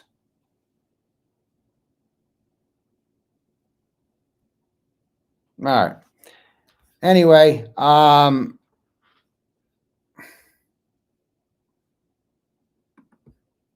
stop it. What was the chart? Gina, you got to catch up. I don't even know where to start. I don't even know where to start with that one. But all right, guys, I'm going to call it a night. Ask the others. They'll fill you in the comments. I love you fine people. And we'll see you guys. Oh, Turtle Club. So tomorrow I can't do it because I have this thing in Taunton. I'm going to try to do Turtle Club Friday. All right. Live show Saturday. We back. Peace, Turtle Riders.